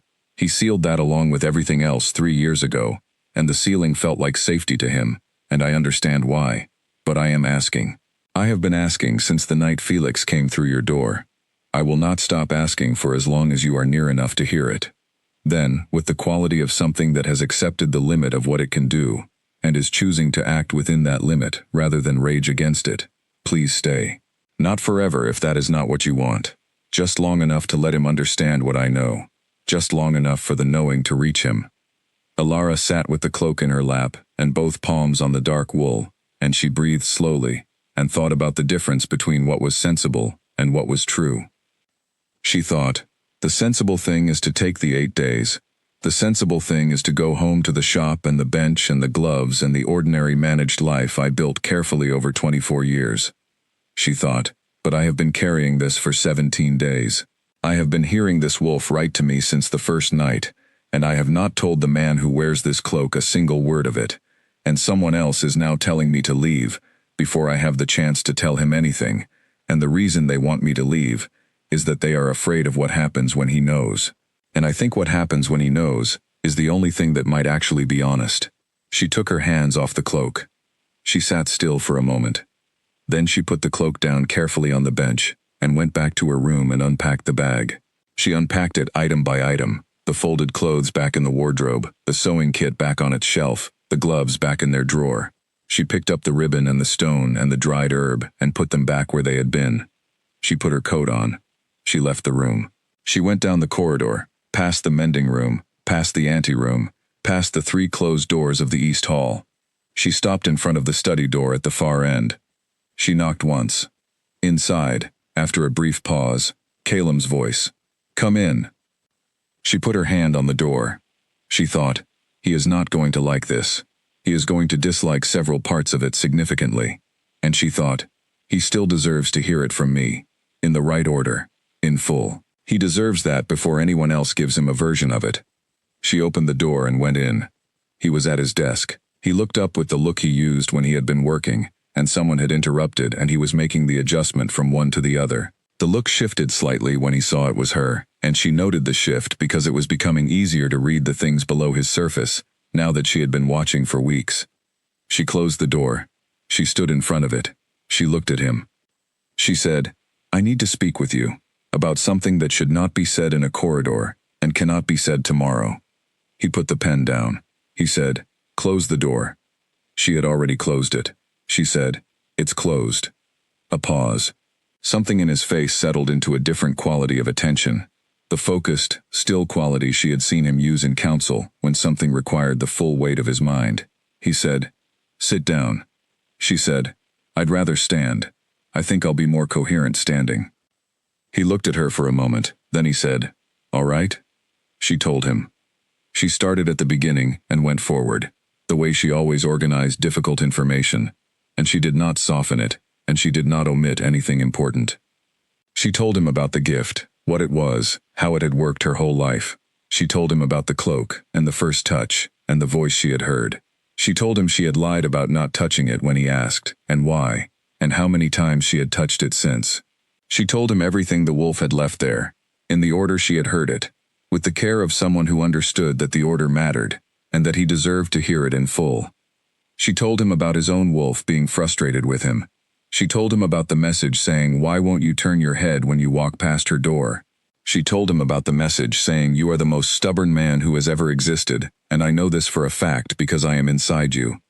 She watched his face while she told him these things. His composure was extraordinary. She had known this. But she watched it change under the weight of what she was saying, not break. It did not break, but settle differently. The way something that has been holding a shape for a long time settles when the reason for holding that shape is no longer present. His hands, which had been flat on the desk, pressed slightly harder and then released. The lines of his face shifted by degrees that were small and significant. She told him about Lysa. She told him what the wolf had said in the deep layers of the cloak, the grief, the choice to still be capable, the determination not to let the same gap be used against her. His eyes closed briefly when she said this. They opened again. She told him the last message. She said, "Please don't leave. He won't ask you. He doesn't know how to ask for the things he needs anymore. But I am asking. I have been asking since the first night." He was quiet for a very long time. She stood in front of the closed door and breathed and waited, and told herself that whatever he did next was the truth of it, and she could not predict the truth, and could not control it, and had simply done the honest thing, which was all she had come here to do. He said, in the quietest voice she had heard from him, "What did it say most recently?" She said, "Please stay. Not forever. Just long enough to let him understand what I know." He closed his eyes. She waited. He opened them. He looked at her with something that was not the silver managing quality she had catalogued, something more uncertain, something more direct. He pushed back from the desk.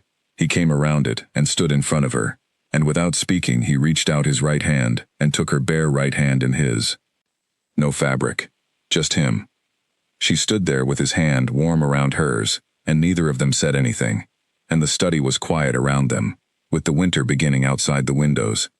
She thought, I did not know what I was walking into when I came to this building, and she thought, I think I know what I am standing in now. He did not let go of her hand for a long time. The study was quiet. Outside the window, the winter afternoon had gone the deep, specific blue of late light against old stone. Neither of them spoke. Neither of them moved. She stood in front of the door with his hand around hers and felt the warmth of it, the simple and direct fact of it, with the complete attention of a person who has spent most of their life careful about what they touch and what touches them. No voices. Nothing from the contact except the contact itself. Just him. Just this. Just the particular reality of a person holding her hand as though he intended to. When he finally let go, He crossed to the chair beside his desk, rather than the chair behind it, and sat down, and gestured to the one across from it. She sat. They were close, and at an angle, that made the conversation feel different from the desk, more like two people in the same room, rather than one person managing another. He was quiet for a moment longer. Then he said, "How long have you had this gift?" "Since I was a child," she said, 6, when I first clearly heard words. "I've been managing it since then." "Managing it," he said. Not a question, but not a statement either. Something in between, that was asking her to say more. "I hear things from cloth when my skin makes contact with it. Strong impressions. Things that were felt deeply, by someone who wore the garment long enough and closely enough. I hear them as words. Not always. Not from everything. But from things that have been worn through something significant." She said this with the even, practical tone of someone describing a professional condition rather than an extraordinary one, which was what years of management had made it. "I wear gloves when I work. I keep barriers between my skin and other people's clothing. I manage what gets through." "And my cloak," he said. "Your cloak was different from anything I had encountered before. It was not passive." She looked at him. "You understand what I mean by that?" He was quiet for a moment, then he said, "Yes." She waited. He said, "Tell me, in your own assessment, what the wolf was doing." "Communicating," she said, deliberately.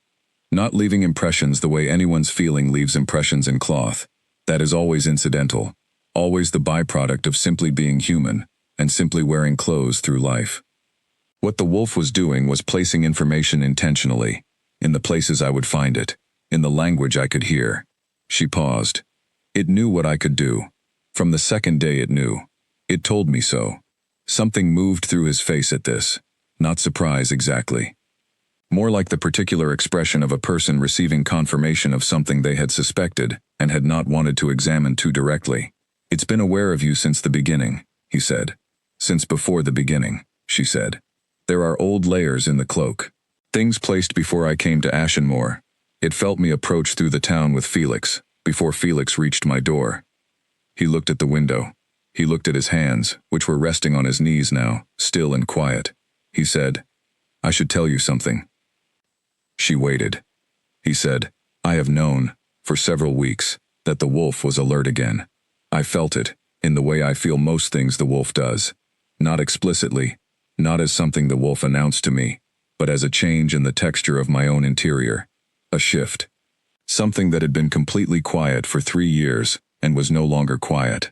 He paused. "I chose not to examine what had changed. I told myself it was the disruption, the investigation, an outsider in the house, the kind of stress that naturally elevated the wolf's alertness, without requiring any specific explanation." "Did you believe that?" she said. He looked at her. The gray eyes were steady and honest, in a way she had not seen from him in a public setting. This was not the measuring steadiness of a man managing the impressions he made. This was simply a person being accurate about themselves. "I chose not to ask," he said. "There is a difference between believing something and choosing not to examine whether it is true. I was doing the second thing." She said, "Why?" He was quiet for a longer time. She did not try to fill it. He said, "Because the last time the wolf recognized someone, I lost her, before I had the time to know her fully, and the wolf had already committed entirely, and surviving that was not a simple thing. It was the kind of thing that changes the load-bearing structures of a person." He said this without asking for anything from the telling, which was its own kind of honesty. "I sealed the wolf's recognition because I could not function otherwise, and because I told myself the sealing was a professional necessity rather than a personal one, and because I was not ready to examine the difference between those two things." She said, "And now?" He said, "Now I am sitting across from a woman who has been reading what my wolf left in my own cloak for 3 weeks, and has come to my study to tell me all of it, and I find that the examination can no longer be avoided." She said, "I came because someone else was going to tell you a version of it first. I came because you deserved to hear it from me, in the right order." "Riven," he said, "not a question. He came to me this morning. He knows about the gift. He's been watching the pattern of the cloak, and he understands what the wolf has been doing, or enough of it to use it." She said this plainly. He gave me 8 days to leave before he told you the version that frames it as unauthorized access to sensitive material. Calum was still. The stillness had the quality she had seen from him at the dinner with the border lords. The stillness that was not absence of feeling, but the specific quality of someone who has gathered their response and has it fully in hand. He told you to leave, he said. He told me to leave, she said. And he gave reasons that weren't entirely wrong. He made a reasonable case for the value of the arrangement that has existed here for 3 years. And yet you came to my study instead of packing a bag. She looked at him. She thought about the wolf saying, "Please stay." She thought about standing in her room with the packed bag by the door. She said, "I did actually pack a bag. I unpacked it." Something crossed his face that was not quite a smile, but was in its vicinity. Brief, unguarded, and gone before she could analyze it. He said, "Why?" She said, "Because I heard your wolf say please stay, and I believed it." A pause. "And because I thought that the honest thing was not to leave before you had the information you needed to make your own choice about what happens here. I didn't come to ask anything from you. I came to tell you what I know, and let you do whatever you decide to do with it." He was looking at her, with the direct quality that she had first seen when he held her hand, the quality that was not managed, just present. He said, "What do you want to happen here?" She looked at him. She thought, "I want a great many things, none of which I have thought about carefully enough to say out loud." She said, "I want the choice to be made with complete information. That's what I want right now." He nodded. He was quiet again. Then he said, "Tell me what else the wolf said. Tell me everything, in the order you heard it, starting from the beginning." She told him. She told him in order, the way she had kept them, from the first impression on the floor of her shop, to the message she had heard that morning. She told him what the wolf said about her discipline and her window and the quality of her stitches. She told him what the wolf said about Lysa, the grief, the choice to still be capable, the intention not to let the gap be used against Alara. She told him about the wolf's frustration with him. She told him about the message regarding the corridor, and the message about his correspondence, and the one that said, "You are the most stubborn man who has ever existed." He was quiet while she told him this, very still, but she was watching his face with the attention of someone who had been reading things below surfaces for weeks, and she saw the things that passed through it, not many, not large, but present. When she got to the message about the stubbornness, she thought she saw the corner of his mouth move. Just barely, just for a second. She told him what the wolf had said about not rushing her knowing. She told him what it said about wanting to sit beside her discipline rather than dismantle it. She told him the message from that morning last. When she finished, the room was completely quiet.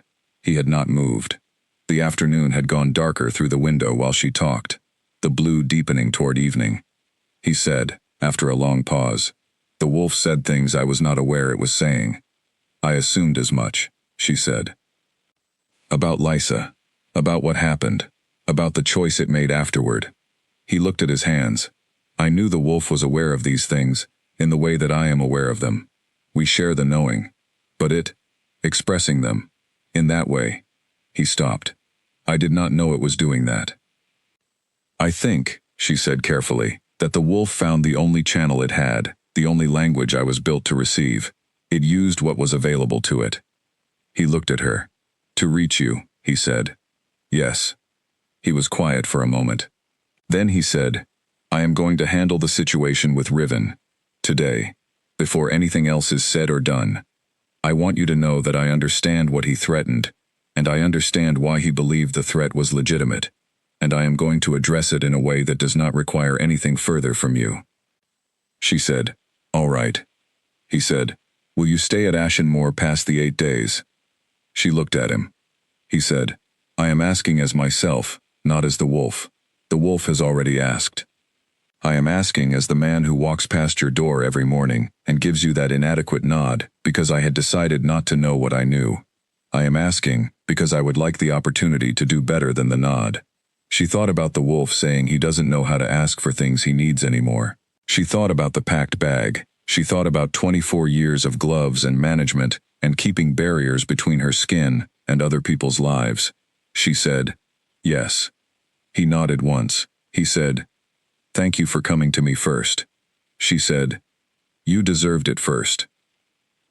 She left his study and walked back through the evening corridor to her room, and she sat on the edge of her bed in the dark for a while, and she thought, well, and then she thought, forward then, whatever that means. Riven Aldcroft left Ashenmore the following morning before the 6th bell. She did not see it happen. She was in the mending room when Garrett came to tell her, with the flat, careful precision of a man conveying official information without providing more than was required, that Lord Aldcroft's position had been suspended pending review at the king's discretion, and that he had departed the fortress at first light. She was informed of this, Garrett said, because she had been a party to a conversation with the Lord yesterday that warranted her knowing the outcome. She thanked him. Owen appeared in her doorway 30 minutes later, with the barely contained expression of a man who has witnessed something significant and has very strong feelings about it. He looked at her. He said, "Did you know that was going to happen?" She said, "Not exactly." He said, "Garrett says there was a conversation with the king last evening." He was clearly hoping she would fill in the rest. She said, "There was."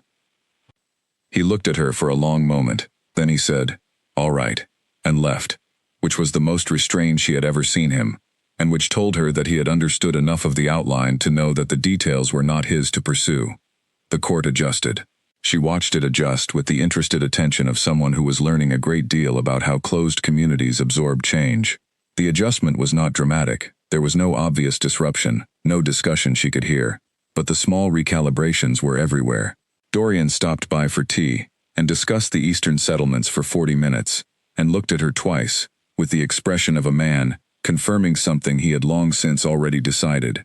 Two of the household staff who had previously given her the polite, indifferent acknowledgement of people being professionally welcoming, now gave her something warmer. Calum himself was largely as he had been. Almost. On the morning after Riven's departure, he walked past her door and did not give her the nod. He stopped. He looked through the open door at her on the bench, with her needle and her work, and the morning light coming through the window, and he said, "Good morning." 2 words, just that, but said with the quality that had been absent from every corridor interaction before it, the quality of someone who has removed a specific and deliberate barrier, and is speaking from the other side of where it was. She said, "Good morning." He continued down the corridor. She looked at the door for a moment after he passed, then she put her needle back in and went to work. The change was slow, because they were both people who moved slowly toward things that mattered, and because slow was honest, and rushing would have been something else. But it was real, and it arrived in the way real things arrived, in small, specific moments that accumulated into a shape that could be seen clearly, only after enough of them had occurred. It arrived in 2 cups of tea, instead of 1, when he came to the mending room in the morning. It arrived in her being consulted about a small household matter, not because her opinion was strictly required, but because he asked it. It arrived in the evenings when he was done with his work, and she was done with hers, and they existed in the same space, without the managed, deliberate distance that had characterized the first 3 weeks. It arrived, one evening, in him looking at her directly across the great hall, and not immediately looking away. She thought, sitting at her bench on the morning after that, "The wolf has been right about all of it." And then she thought, "I should have expected that, given the quality of its certainty." And then she thought, with a warmth she did not entirely manage, "I am very glad I unpacked the bag." The weeks that followed were not simple weeks. She had not expected simple. She was a practical person who had spent 24 years understanding that nothing significant was simple, and she had made her peace with this understanding early enough that it no longer felt like a deprivation. Simple things were fine. Significant things were complicated. You chose what you wanted, and then you managed what came with the choice. What came with this choice was slow and real, and occasionally difficult, in ways she had not fully anticipated, which made it, she thought, exactly what it should be. There were mornings that were easy. When he brought 2 cups of tea to the mending room, and they worked in the same space without needing to fill it with words, and the silence had the quality of 2 people who had decided to exist in the same room, and were both comfortable with that decision. When she looked up from her bench and found him already looking at her, and neither of them did anything about it except be where they were. When they talked, properly talked, over dinner, or in the evenings, or in the corridor, in a way that was no longer the corridor nod, but an actual conversation. And she found, each time, that he was more interesting than the controlled, measured surface of him suggested, and that this surprised her less and less as the weeks went on. There were harder days. Days when the northern border situation demanded everything he had, and he moved through the fortress with the focused, closed intensity of a man carrying too much, and the warmth she had been seeing in him was not gone but inaccessible, pressed down under the weight of things that were more urgent and more immediate than the slow business of learning to be near someone. She did not take those days as data about the direction of things. She took them as data about the reality of running a territory in a complicated period, which required a completely different kind of person than the one who had held her hand in the study, and she respected the difference. She also discovered, over those weeks, things about him that she could not have known from the wolf's letters or from watching him in corridors. She discovered that he had a very dry, quiet sense of humor that appeared so rarely and without warning that she had started paying attention specifically for it, because when it appeared, it changed his whole face in a way that was startling and genuine. She discovered that he read in the evenings, widely and without obvious system, which produced occasional conversations where he would mention something from an entirely unexpected source, and she would realize that the breadth of what he had absorbed over years of reading was significantly larger than his contained, professional manner suggested. She discovered that he took the welfare of specific people, not abstractions, not the territory as a concept, but particular people he had known and worked with, very seriously, and that the care he took in decisions that affected them had a quality of genuine responsibility that was different from duty. She discovered that when he was comfortable he was considerably less managed, and that the slight loosening of his habitual control in moments of ease produced something she had not been prepared for, a person who was not performing composure but was simply himself, which was a great deal more interesting than the performance had been. All of this accumulated in her, the way knowing accumulates, not as a series of revelations, but as an increasing density of recognition, each new piece fitting into the existing picture with the particular satisfaction of something arriving exactly where it should. She also stopped going to the cloak. This happened naturally rather than as a decision. She had heard what the wolf put there, all of it, all the layers. She had told Calum everything. The wolf's letters had served their purpose. They had reached her. They had been delivered. They had changed what she knew, and what she did with what she knew. Reading the cloak again now would have been like reading letters you had already memorized, which some people did, and which she could understand, but which did not feel necessary to her. What she did instead was exist in the same building as Calum Draven, which was providing its own quantity of information daily. On an evening in the 5th week, she found a cloak on her mending bench. Not the dark riding cloak with the wolf head clasp, a different garment, indoor weight, meant for the cold corridors of a stone fortress rather than hard riding, in a gray-green color, that was both practical and pleasant. There was a note with it in handwriting she was beginning to recognize. Concise in the way he was concise. Found this in household storage. Will it suit? The initials at the bottom were CD. She put on her gloves and checked the seams and the clasp and the lining with professional attention, and found everything sound. New, or nearly new. It had been placed on her bench for her specifically, with the domestic thoughtfulness of a person who had noticed she was cold in the stone corridors in the evenings and had found a solution. He had used his initials and his question and trusted her to understand the rest. She put the cloak on. She went downstairs. He was at the far end of the hall with Dorian and a map of the eastern settlements that had been weighted at its corners. He looked up when she came in the room. He looked at the cloak. He looked at the map. A beat, perhaps two. "Good morning," he said, directly to her, across 30 feet of hall, in a voice that had something underneath it she could feel from where she was, without any fabric between them at all. "Good morning," she said. She sat down with her tea and thought, some things do not need to be in cloth. It was the morning after that, when the Western representative arrived to change the shape of what had been building. His name was Lord Aldous Fenn, and he was red-haired and substantial, and carried himself with the specific gravity of a man who had been the most important person in most rooms for a very long time, and had consequently developed a relationship with the concept of challenging territory that was more theoretical than practical. He arrived with advisors and opinions about the Eastern trade situation, and a manner in the formal introduction meeting that suggested he was going to assess the room and adjust it accordingly. He worked around the table with the formal acknowledgments, handshake, a few words, careful attention to each person's position in the household hierarchy. He was good at reading hierarchies. When he reached Alara, he stopped. He looked at her with the polite blankness of a man who has encountered something outside his expected pattern and is deciding how to categorize it. He said, not to her and not exactly to anyone, but to the room. The seamstress is seated at the formal table? The room went quiet, in the way rooms go quiet when something has landed that everyone heard and no one is immediately going to address. Calum was at the head of the table. He had been speaking. He stopped. He looked at Fen with the stillness she had now seen twice in high-stakes situations, the quality that Owen had described as the wolf visible, the stillness that was not the absence of something but the presence of everything held in exact readiness. He said, in the voice that was flat and certain and did not audition its conclusions before delivering them, Alara Voss is a member of this household. She sits where members of this household sit. He paused for a single beat. Was there something else? He said. The pause and the question were very quiet.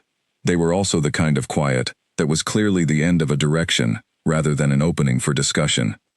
Fen looked at him. She watched the recalibration happen. The slow recognition of a room that was not going to arrange itself in his preferred configuration, managed quickly and professionally, by a man who was experienced with unexpected information. No, said Fen. Nothing else. The meeting continued. Owen told her about it at breakfast the following morning, with the particular contained delight of someone who has witnessed something they will be thinking about for a long time and is finding it very difficult to be subtle about. He said, in 4 years of being here, I have not seen the wolf show that clearly in a formal setting. She said, what do you mean by showing clearly? He thought about it. He said, usually you can't tell. Usually the king is the king in public, and what the wolf is doing is entirely internal and gives nothing away. But last night, before he spoke, there was a quality to the stillness that was different. Not aggressive, not threatening, just. He searched for the word. Decided, he said. The wolf was in the stillness. It had decided something and the man was expressing it, and you could feel the two of them doing it together. She sat with this over her tea. She thought about the wolf inside Calum saying, please stay. She thought about the packed bag she had unpacked. She thought about the gray-green cloak with the initials CD, and the question, will it suit? She thought about 2 cups of tea in the morning, and a dry humor that appeared without warning, and changed his whole face. She thought, the wolf and the man, doing it together. She thought, yes. Yes, that is what I was waiting to see. She went to the mending room. She sat at the bench. The dark riding cloak was on its hook by the door, where it had been for several days, because winter had made the heavier garment the standard choice for outdoor work, and it was in frequent use. She looked at it. She thought, I should leave it alone. I have everything I need from it. The letters are delivered, and the door is open, and I do not need to check. She went to the hook. She put both bare hands on the dark wool for the last time. The wolf was not gone. It was very present. Warm, and absolutely certain in the way it had always been certain. But the quality had changed entirely. There was no reaching forward, no urgency, no the frequency of something pressing towards something it had not yet reached.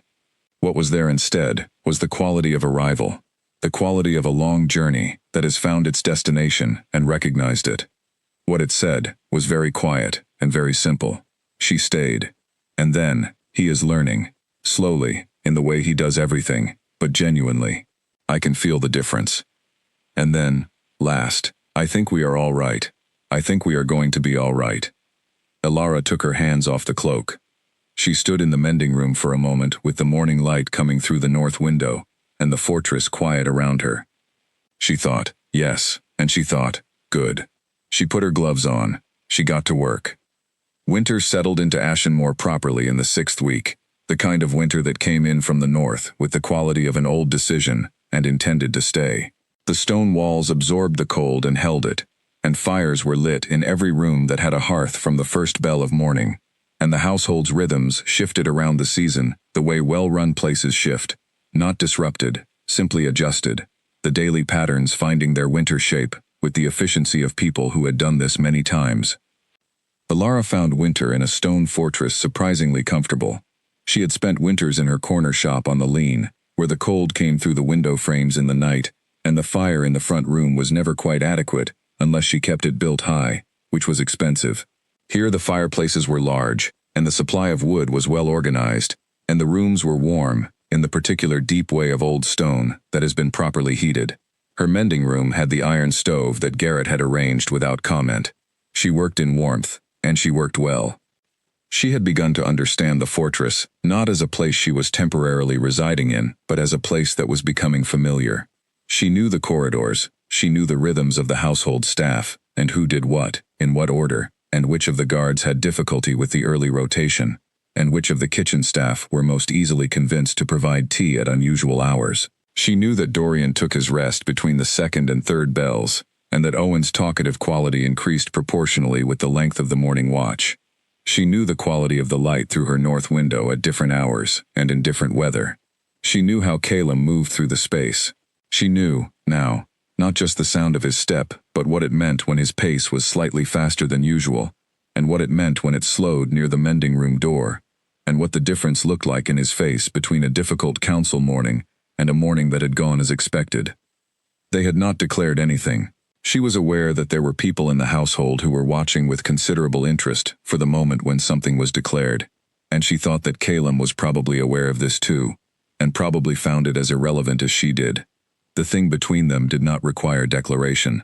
It required care and patience, and the daily choice to be honest, which was a more demanding standard and a more meaningful one.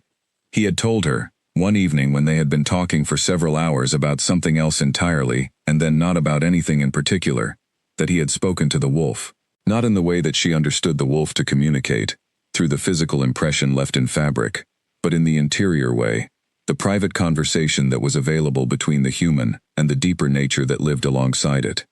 He said, "I told it I understood, now, what it had been trying to do. And I told it I was sorry for how long it took me to let the understanding in." She said, "What did it say?"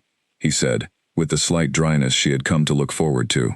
"It said it had already told me everything I needed to know, and that the failure to receive the information promptly was not its problem." She had laughed, a proper laugh, genuinely surprised by it.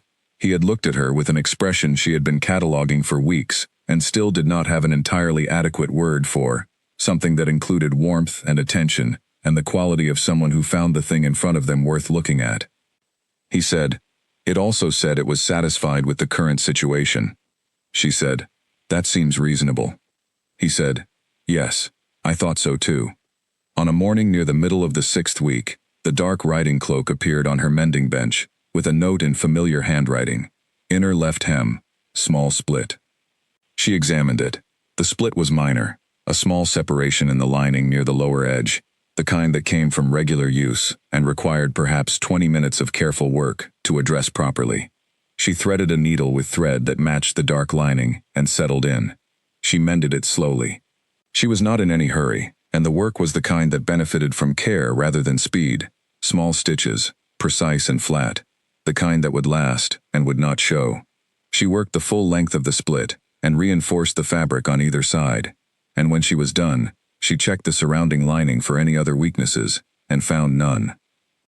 She held the cloak up in the north window light. The repair was invisible. She examined the work with the critical attention she applied to everything she cared about, and she found it good. She was going to hang it on the hook and be done. Instead, she put it on the bench and stood over it for a moment. She thought about the packed bag she had unpacked.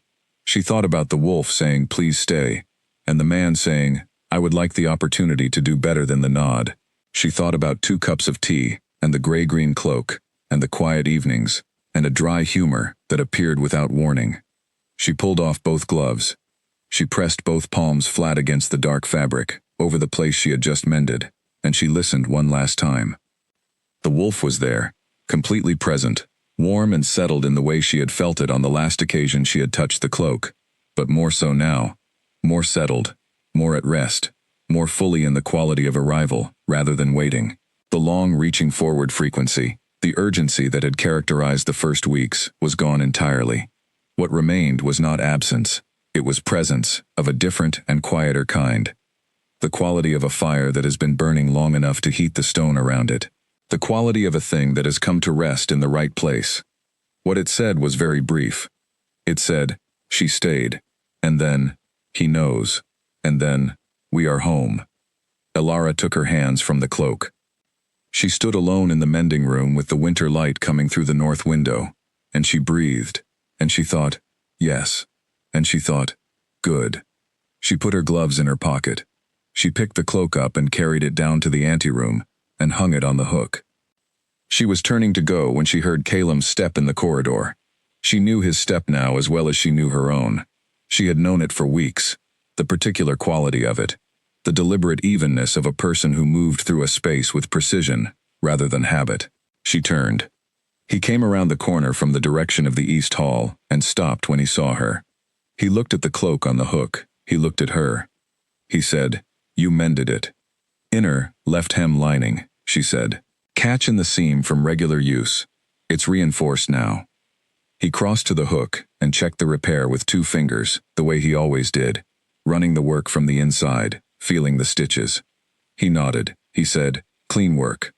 She said, yes. He looked at her. The gray eyes had the quality that she had spent 6 weeks watching develop, not managed, not composed, but simply his.